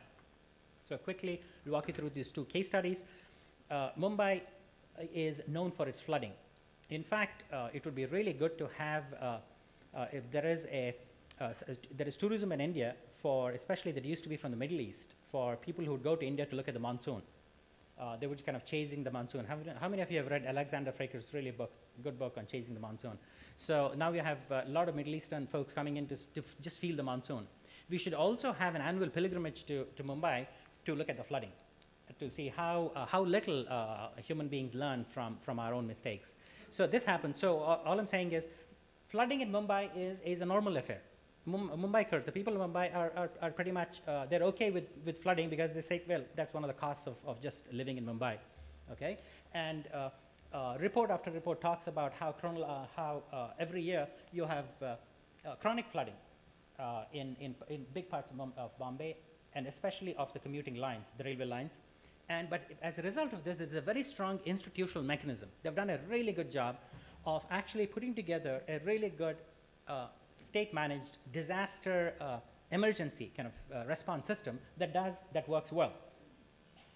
And that is when there is a disaster. So this emergency response system in Bombay is one of the finest in the world, where, as I can just attest, that all of these arrows do work, and you have the fire, the police, the civil defense, the army, they all kind of really do come together when it really matters.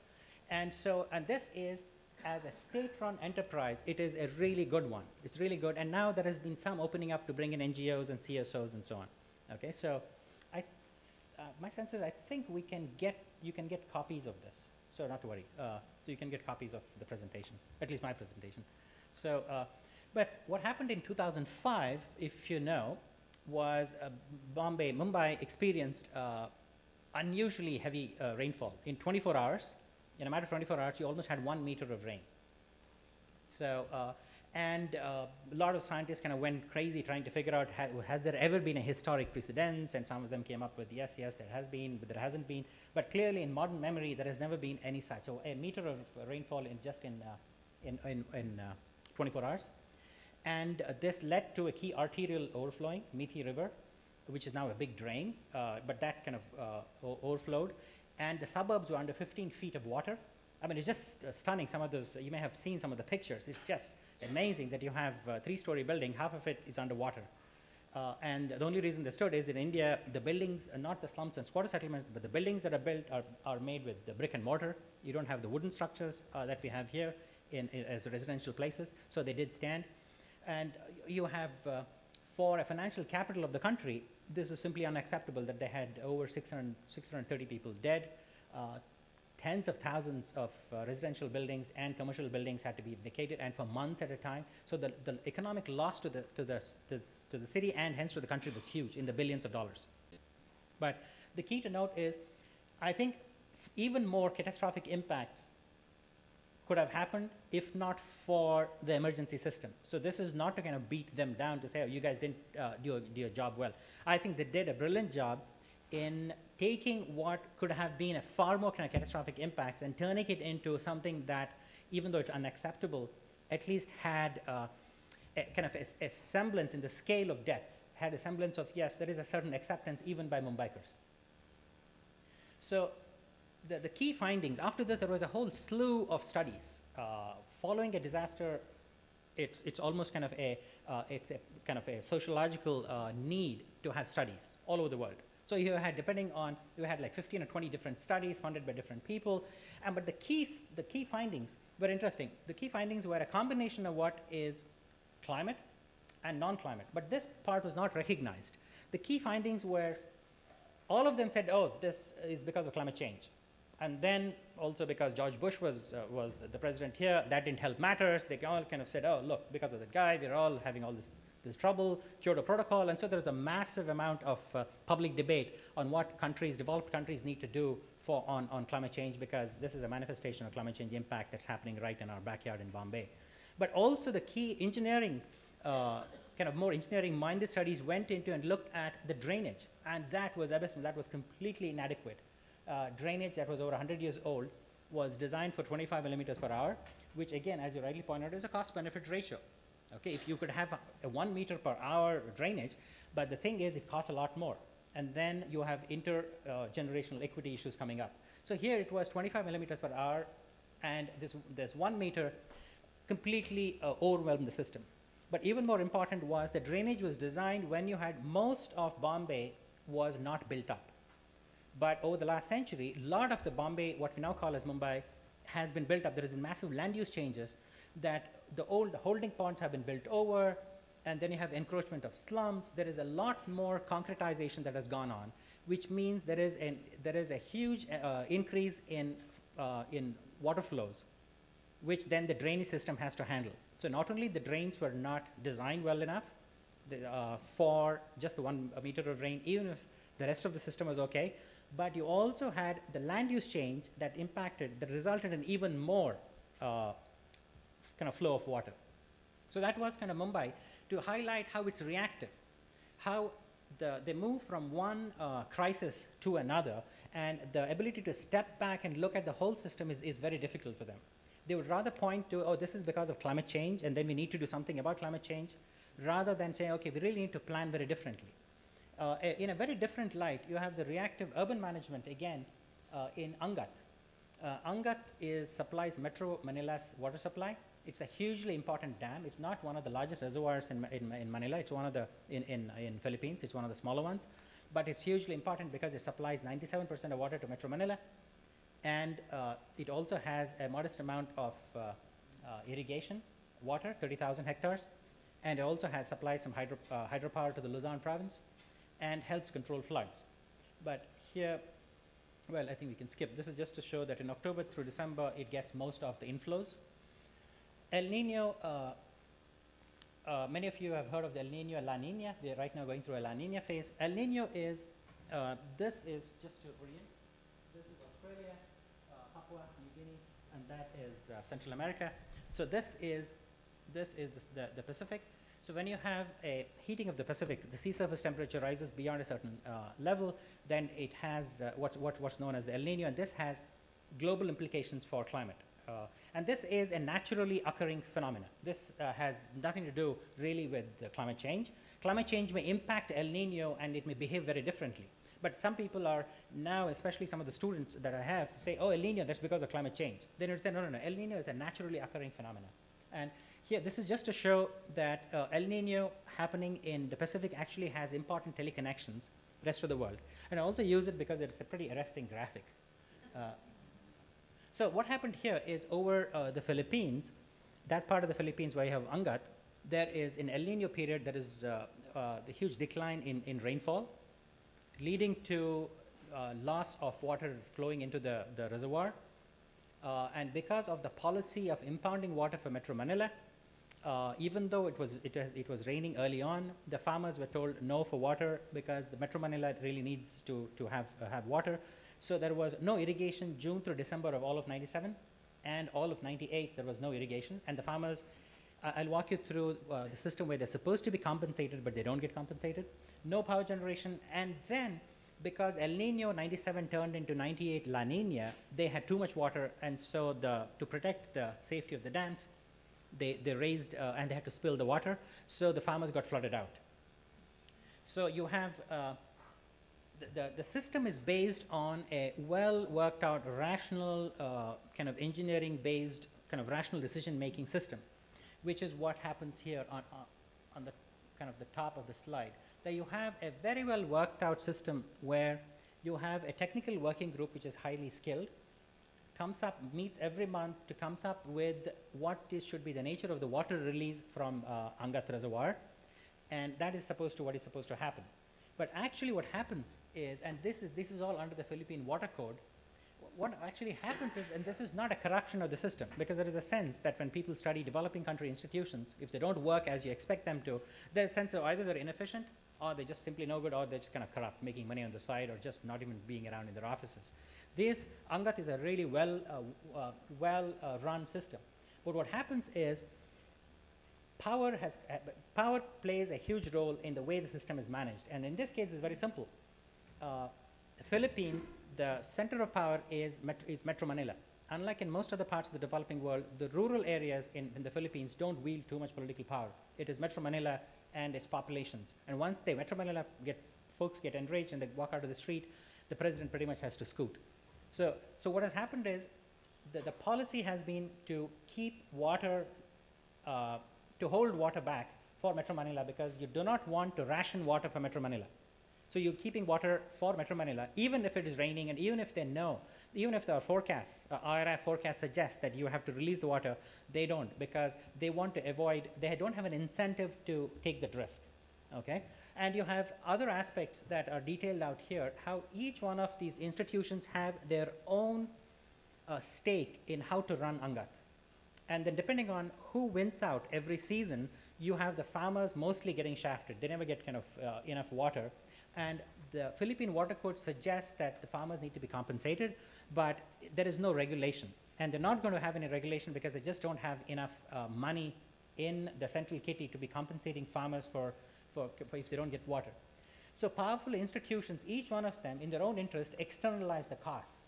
So you have the power of Metro Manila to safeguard water resources. They always invoke water scarcity under the Philippine Water Code, even if it's rainy, even if it's normal, and the farmers are not compensated. And as a result, farmers experience high variability of water, but water supply to Metro Manila all these years has been fairly stable and increasing. So then the question is, what happens when you have Angat in a climate change scenario, which we have worked there with them. And it's interesting that we need to then take into account not just climate that is changing, but also the growth scenarios. That is, the growth of Metro Manila projecting out, you have increased water demand plus the increased frequency of dry spells, which is most likely going to happen, will lead to declines in water availability, and continued land use changes plus increase in above normal will result in flooding. So they're going to get both. Some years they're going to get drought, some years they're going to get flooding. And again, the same thing is increased paved area, as it happened in Mumbai, can lead to less groundwater recharge, hence can lead to flooding. But the key is, even if you model Angat, and even if you run Angat in the best possible way that science demands, Angat can only supply water. There is a supply threshold by around 2020. So then even if you have Angat run in the best way, you will not have enough water for all of the multiple uses. So it's actually right now that you need to begin to plan infrastructure at least 20 years in advance, way ahead of the system, knowing full well that there are certain uncertainties associated with not only the climate, but also on the socioeconomic front. I mean, what's the population per capita? They're very aggressive. They want to actually have far higher per capita water available for the Manila folks. But the key is that we're going to have Angat alone is not going to do, and focusing on climate change alone is not going to solve the problem for Metro Manila. So now the last two slides. So adapting to climate change, you need to really have a set of kind of core issues, core values. One is you need to integrate with existing city planning and management processes, not to kind of somehow have the tabula rasa saying, oh, everything is clear, let's start with new institutions. Okay, we really need to have, what are the existing institutions, what is the way they manage risks. You need to include benefits for today as well as the future. You're going to lose your policymakers if you just focus on 100 years out, okay? Because that's 2 generations out, and the focus is really on the current generation. So you need to be inclusive of timescales. And you need to have, on the science side, you need to have spatially congruent information on climate that is congruent to decision making. You can't have global scale models to help you better manage Manila. Then there is a whole series of institutional incentives, inertia that one needs to kind of begin to explore, which we have done in our work. And as the previous speaker was saying, we need to deal with probabilities. There is no such thing as a certainty that this will happen this year, this will not happen. It's all the probabilities. And hence, really key is to focus on the intra and intergenerational equity. When you're talking of 50 years out infrastructure, who pays? The people who pay now. So what's in it for them? So that kind of participatory planning processes really are at the heart of how to adapt to climate change. For in our work at the Earth Institute, and in the institute where I'm in, IRI, we have a whole kind of lot of these specific projects and efforts globally, all over the world. And since you'll get a copy of this, and you can also should feel free to go to our website and quickly skim. It's just how to kind of improve, better manage, improve climate risks today, identify possible kind of scenarios, especially over 5 to 30 years where there's a lot of policy traction, and continually integrated the updated information, whether it's climate, socioeconomic, into your planning, rather than say, okay, we need to wait for. So rather than do kind of just modeling exercises, we do a lot of actually working with policymakers. We have a lot of projects that actually work with policymakers in early warning system with IFRC, which is a global project. We have agriculture in India, fire early warning system in Indonesia, a really good one in malaria early warning system in Botswana. And now there is a new one that we have just introduced, Earth Institute's. It's a really good program on global network for climate solutions. It has both a mitigation component as well as adaptation, and Scott Barrett, many of you may know, is leading the mitigation component. and this, the entire project is led by Professor Jeffrey Sachs. So all of these are available on the web at Columbia. I invite your participation, and maybe during the discussion if you have any issues, or if not, later on. So thank you again.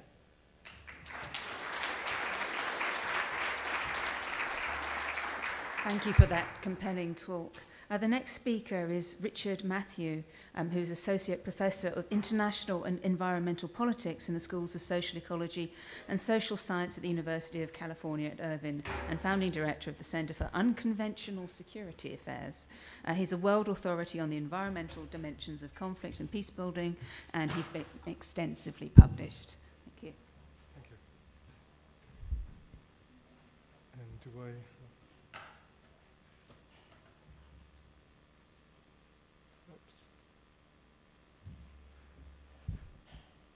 Well, it's a pleasure to be here, and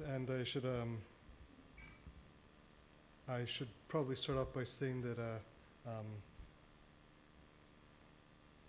most of the work that I've been doing, and I don't use the term global environmental crisis or catastrophe, so I sort of agreed to that title for this talk and thought I'd think about it a little bit, but it's not a term that most of my work has been in very specific areas. I've worked as a researcher and for quite a long time with the UN's post-conflict and disaster branch, and it's been work in Congo, Sierra Leone, Rwanda, Nepal, and Pakistan. Those are the 5 areas where I've spent a lot of the past 15 years.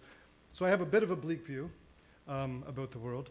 I've seen the tremendous strength and resilience of people operating under very adverse conditions, but also have a sense of the huge challenge of redirecting or reorienting global trends that play a role in reproducing and intensifying some of those adverse conditions. But I haven't talked much about, or at all about, global environmental crisis. I'm going to talk a little bit about these things up here. And I want to start by saying, the past couple of months, we have seen an awful lot of disasters. I think the earlier speakers are quite correct. Climate change scientists do not say that the massive flooding in Pakistan, China, India, the fires in Russia, all from August, that these would not have occurred if there were less greenhouse gases in the atmosphere. What they do say is that these things are consistent with the types of weather outcomes that they would expect from climate change. And there's tremendous confusion about what climate change is. For some people, this is an enduring change in the statistical characteristics of climate. For other people, there is no comparison group. This is a unique phenomenon. They look at they try and build a comparison group with massive asteroid strikes and volcanic activity that eradicated 95% of the biosphere millions and millions of years ago. And as a result, I think that people are often quite confused about, is this climate change or is this not climate change? After 15 years of intense efforts to educate the public, we discovered that a lot of people still aren't really sure what's global warming, what is ozone depletion, what is air pollution, that a quarter of the people in the US, a quarter of the people in Britain are skeptical that it's even happening, and that in this country, roughly the same number of people who think gay marriage is the greatest threat to our national security believe that climate change is.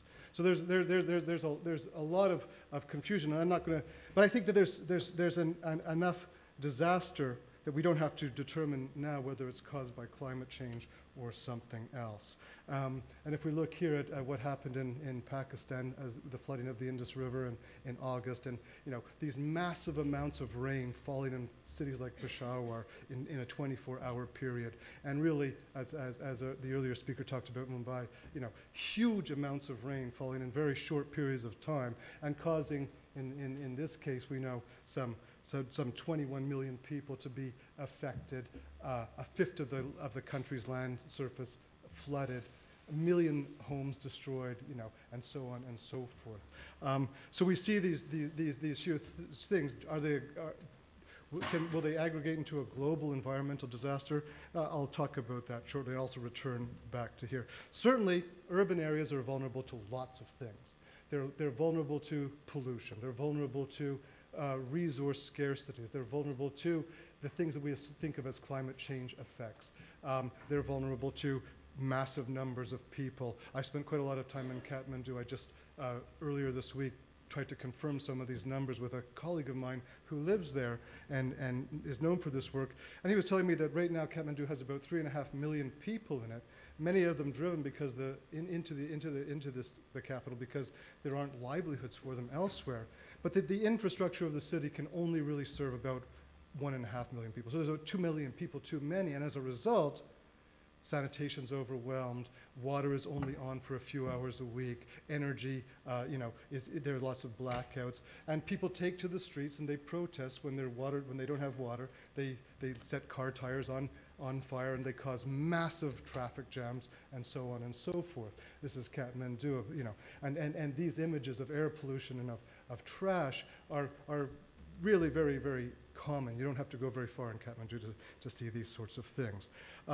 Elsewhere, I've spent a lot of time in Rwanda. If there's a group of people who might qualify as the worst off people in the world, it would probably be pygmies in the Great Lake region.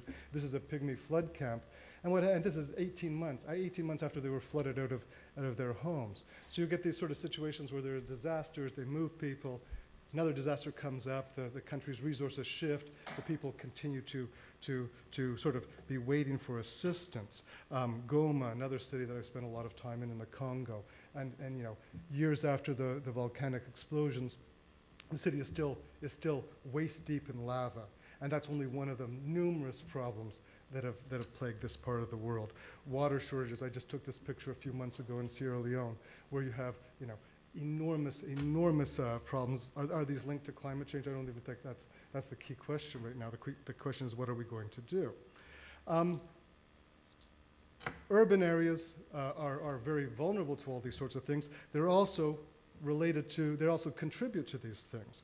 Right now we have half the world's population living in urban areas, but they are responsible for somewhere between 65 to 80% of the consumption of resources and of the generation of greenhouse gases and of waste. So we have a small, we have clearly an inequity here. You're probably familiar with the ecological footprint literature, and it points out that a city like New York draws down resources, for the 8 million people in New York, draw down the resources of an area the size of France. London, the resources that it utilizes require an area of 120 times its actual size. So as we see the trend, and of course demographic trends are not predictions, they're just, this is a possibility, but we can see as many as 3.1 billion people being added, this is the median prediction, to urban areas over the course of this century before population stabilizes as at least some demographers expect it to do. So these things, cities play an enormous role. They are a driving force behind resource scarcity, behind pollution, behind what we understand to be climate change and biodiversity loss. And if you look, I'm sure anybody who's traveled through the world, here you have small units that are largely self-sustaining, and their footprint is much smaller than, that looks like my place in California, sadly, although I don't have a swimming pool. But but the footprint of urban life is very, very large, maybe 100 to 200 times the actual land that's available in urban areas. So, okay, given we have this problem where urban settings are vulnerable to all sorts of environmental problems, and they're also contributing to these, can we be talking about a global environmental catastrophe? A catastrophe is generally defined as some sort of large-scale disaster, and a disaster, I'm sure you're all familiar with it, but it's a function of if an earthquake in Antarctica is not considered a disaster if it doesn't affect anybody or any human values. So it's a question of how vulnerable we are, and that depends on exposure. So if you're asking how vulnerable are you to skin cancer, are you exposed to sunlight, are you sensitive, do you have very fair skin, and what sort of capacity do you have to protect yourself? Do you have access to sunscreen and so on and so forth? And clearly, geography and wealth play an enormous role in determining vulnerability.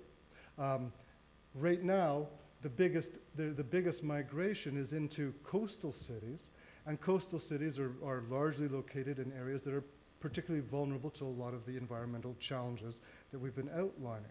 It also seems that generally speaking, the poor have considerably less capacity to reduce their vulnerability to these things. Can we imagine a disaster on the scale of a planetary disaster? Well, some people do, but I do want to give you an example. This is a picture I took in the summer of a village in Sierra Leone, which is on a mining concession, and as the mining company has expanded, it is moving these people who have lived there for many generations into an area which is extremely vulnerable. I mean, they're moving them into an area which has exposure to every sort of problem. And the people are saying, well, why? We're not going to go. We're going to fight them. But ultimately, they are going to go. They are going to be moved into this area where they're exposed to disaster. There are sort of three views on whether we should be talking about global environmental disaster. There are a group of people who think that we should. Tad Homer Dixon is famous for this. So is E.O. Wilson at Harvard, sort of saying it's not what we're talking about. We should be talking about what are we going to do, because we are already on that pathway. We probably have already crossed critical thresholds. The driving trends towards this global environmental catastrophe are largely immovable. We have already seen biodiversity loss take place. We are already seeing greenhouse gas emissions take place. We are already seeing things. We are in the sixth great extinction. That is already underway. We are already there. So we should be thinking about recovery from this as it gets worse and worse. But for people who are in a state of denial and still saying, well, this is a manageable problem, or it's only one of many problems. We have the economic crisis, and we have disease curtains, and we have terrorism, and this is only one.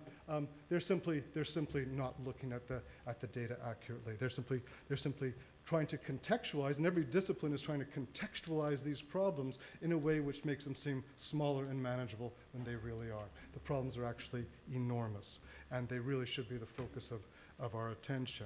You have another group of people, sort of diametrically opposed. Bjorn Lomborg is famous for this, who say, yeah, these are real problems, but the fact is this is not the end of the world.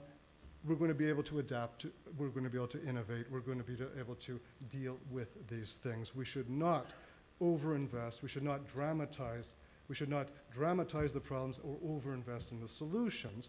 We should accept that lots and lots of signals are coming into communities at different levels, and communities are responding bit by bit, and the future is not at all bleak. There's a third view. On Tuesday, I was at the State Department doing a briefing, and I gave a briefing about the environmental situation on the planet. And the person behind me was an economist, and there were three of us doing these briefings, and he said, listen, it's very interesting, all this talk about environmental change and climate change. But he said, and I like he's referring to me, he said the last speaker had some interesting things to say, but let me put this into context for you. The overall trend of the planet is extremely positive.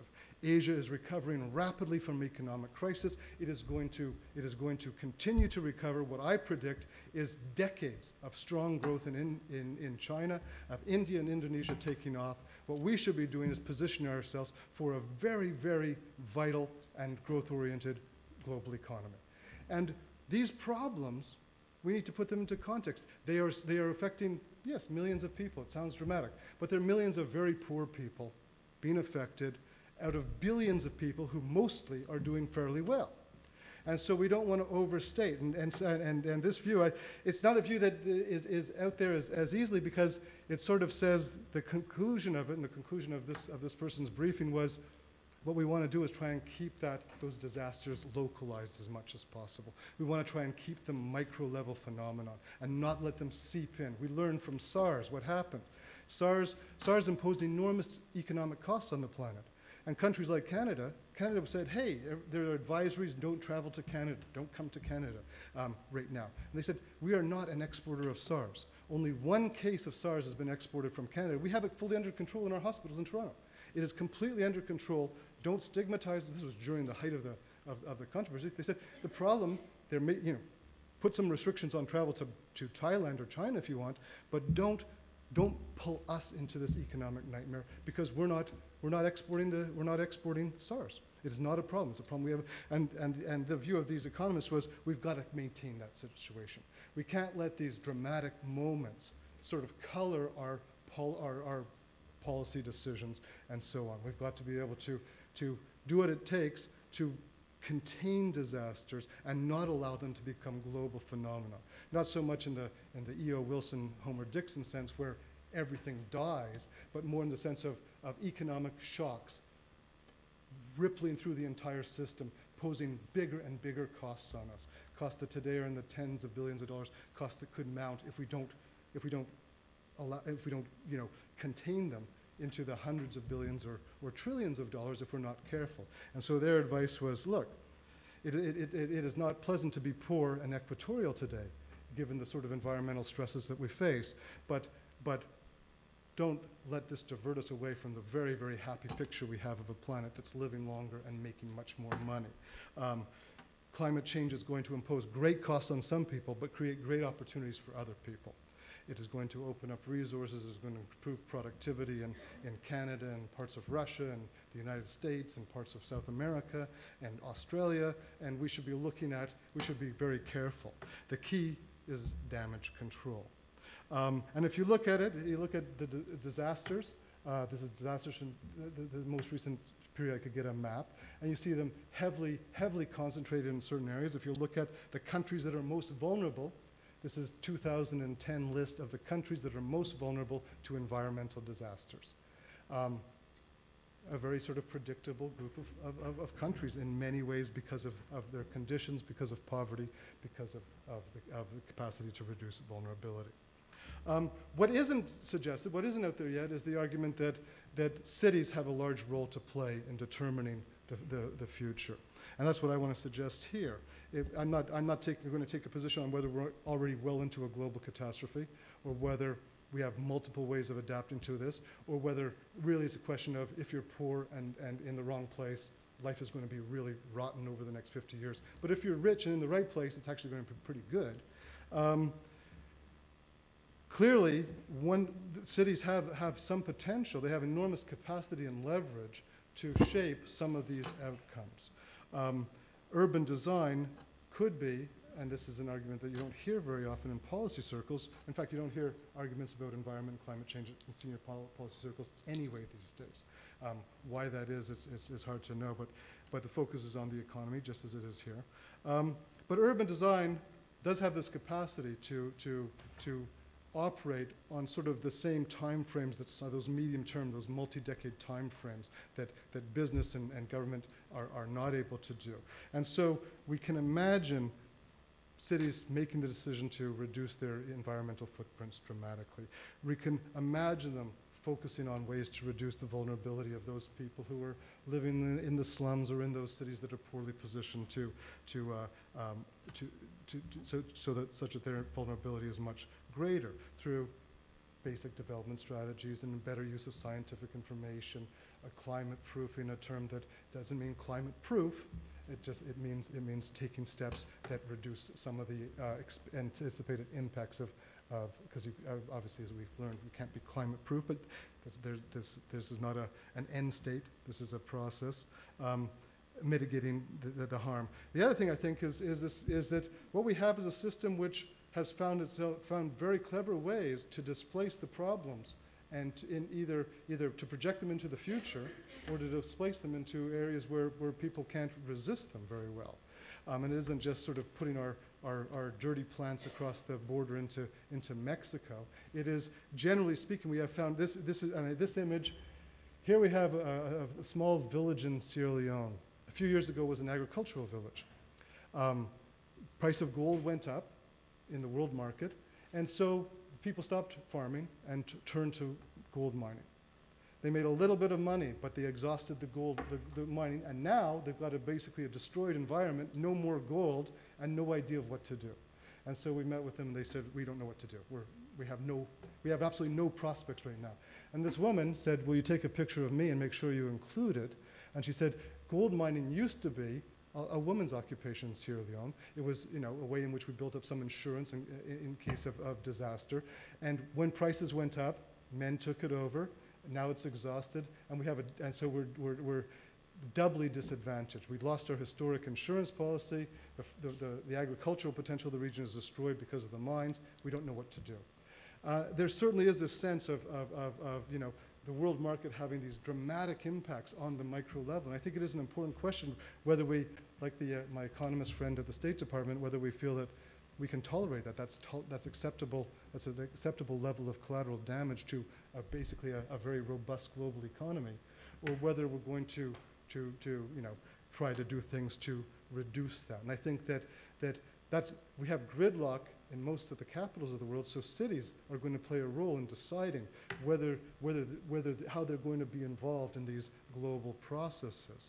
I think there's a huge sort of unexplored opportunity for cities to start to become conscious of their linkages, of the ways in which they're linked to the rest of the world, and how they want to manage those connections, and whether they do want to focus on protecting green wealth out there and focus on you know, using their critical mass to make green technologies viable, and using their leverage in areas like procurement to shift the economy and these sorts of things. Whether they want to reduce their footprint, reduce the vulnerability of their poor, reduce their tendency to displace problems into the weaker areas of the world. Thank you very much, and like everybody else, I'll be around for questions.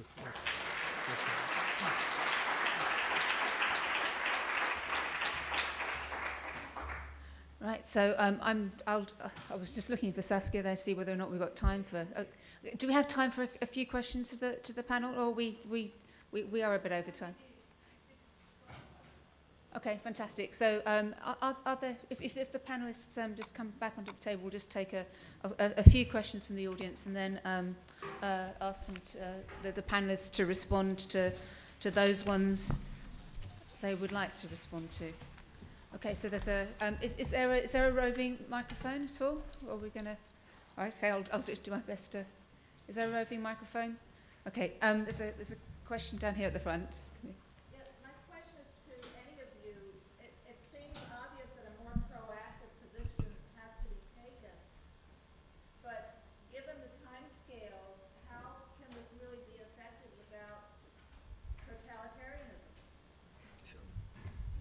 I'll just take another couple of questions if there are any. Are there any more in the auditorium? There's one over here, and the gentleman in the green shirt. Yeah, my question is for, as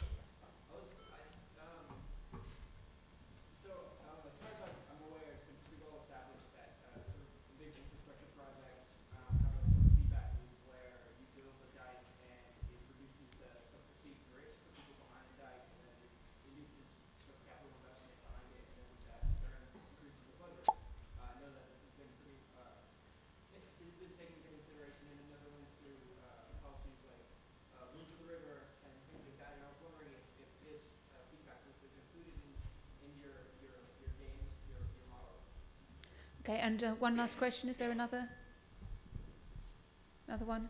Okay, well, I'll just summarize those. So that's either and or totalitarianism and implementing strategies for climate change in cities.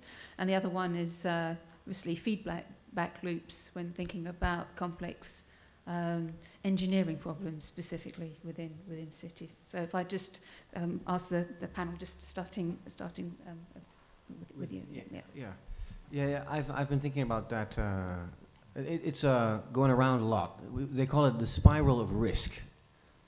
You protect yourself better, so you invest more, potential damage grows, and the risk would increase. Mathematically, that is not necessarily the case, but try to work it out for yourself. And socially, when you how do you call that?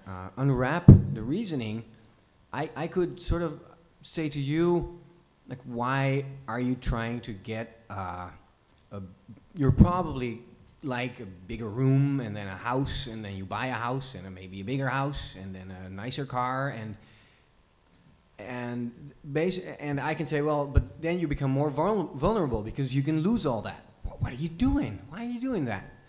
And maybe you do think that that is actually wrong, and maybe you don't do all that, but I do. I like, honestly, I like, to live well. So don't you think that that's actually this issue that you're addressing? So my response to that is we're caught in spirals of risks. Face it. Andrew? Well, on the question of authoritarianism, there's no doubt that open pluralist societies probably are vulnerable in two sorts of ways. One, to certain types of transnational threats because of their openness. And second, in mobilizing an effective response because of their pluralism.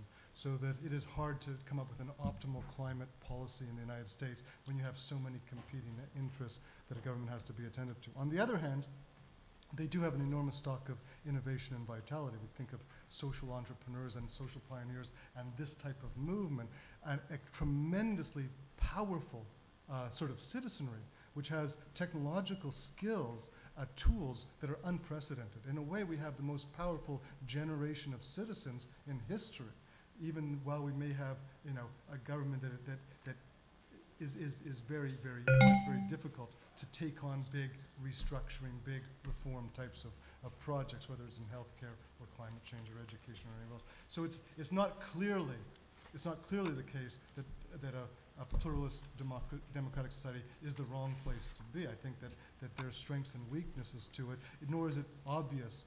While Singapore could respond very quickly to SARS and did so, and Canada had a much more difficult time doing so, it's not clear that which was ultimately the better route. And it's not clear that China, which has enormous problems, is going to be able to solve its internal tensions more effectively than the United States can. So I think there isn't a clear victor. I do know that some of the people like Homer Dixon, who are associated with thinking that we're really well into the crisis, feel that if we had a more technocratic group of elites managing things and with a little bit more freedom, that we might negotiate the future more effectively. Shiv? I'll take the same thing a little bit differently in a couple of ways.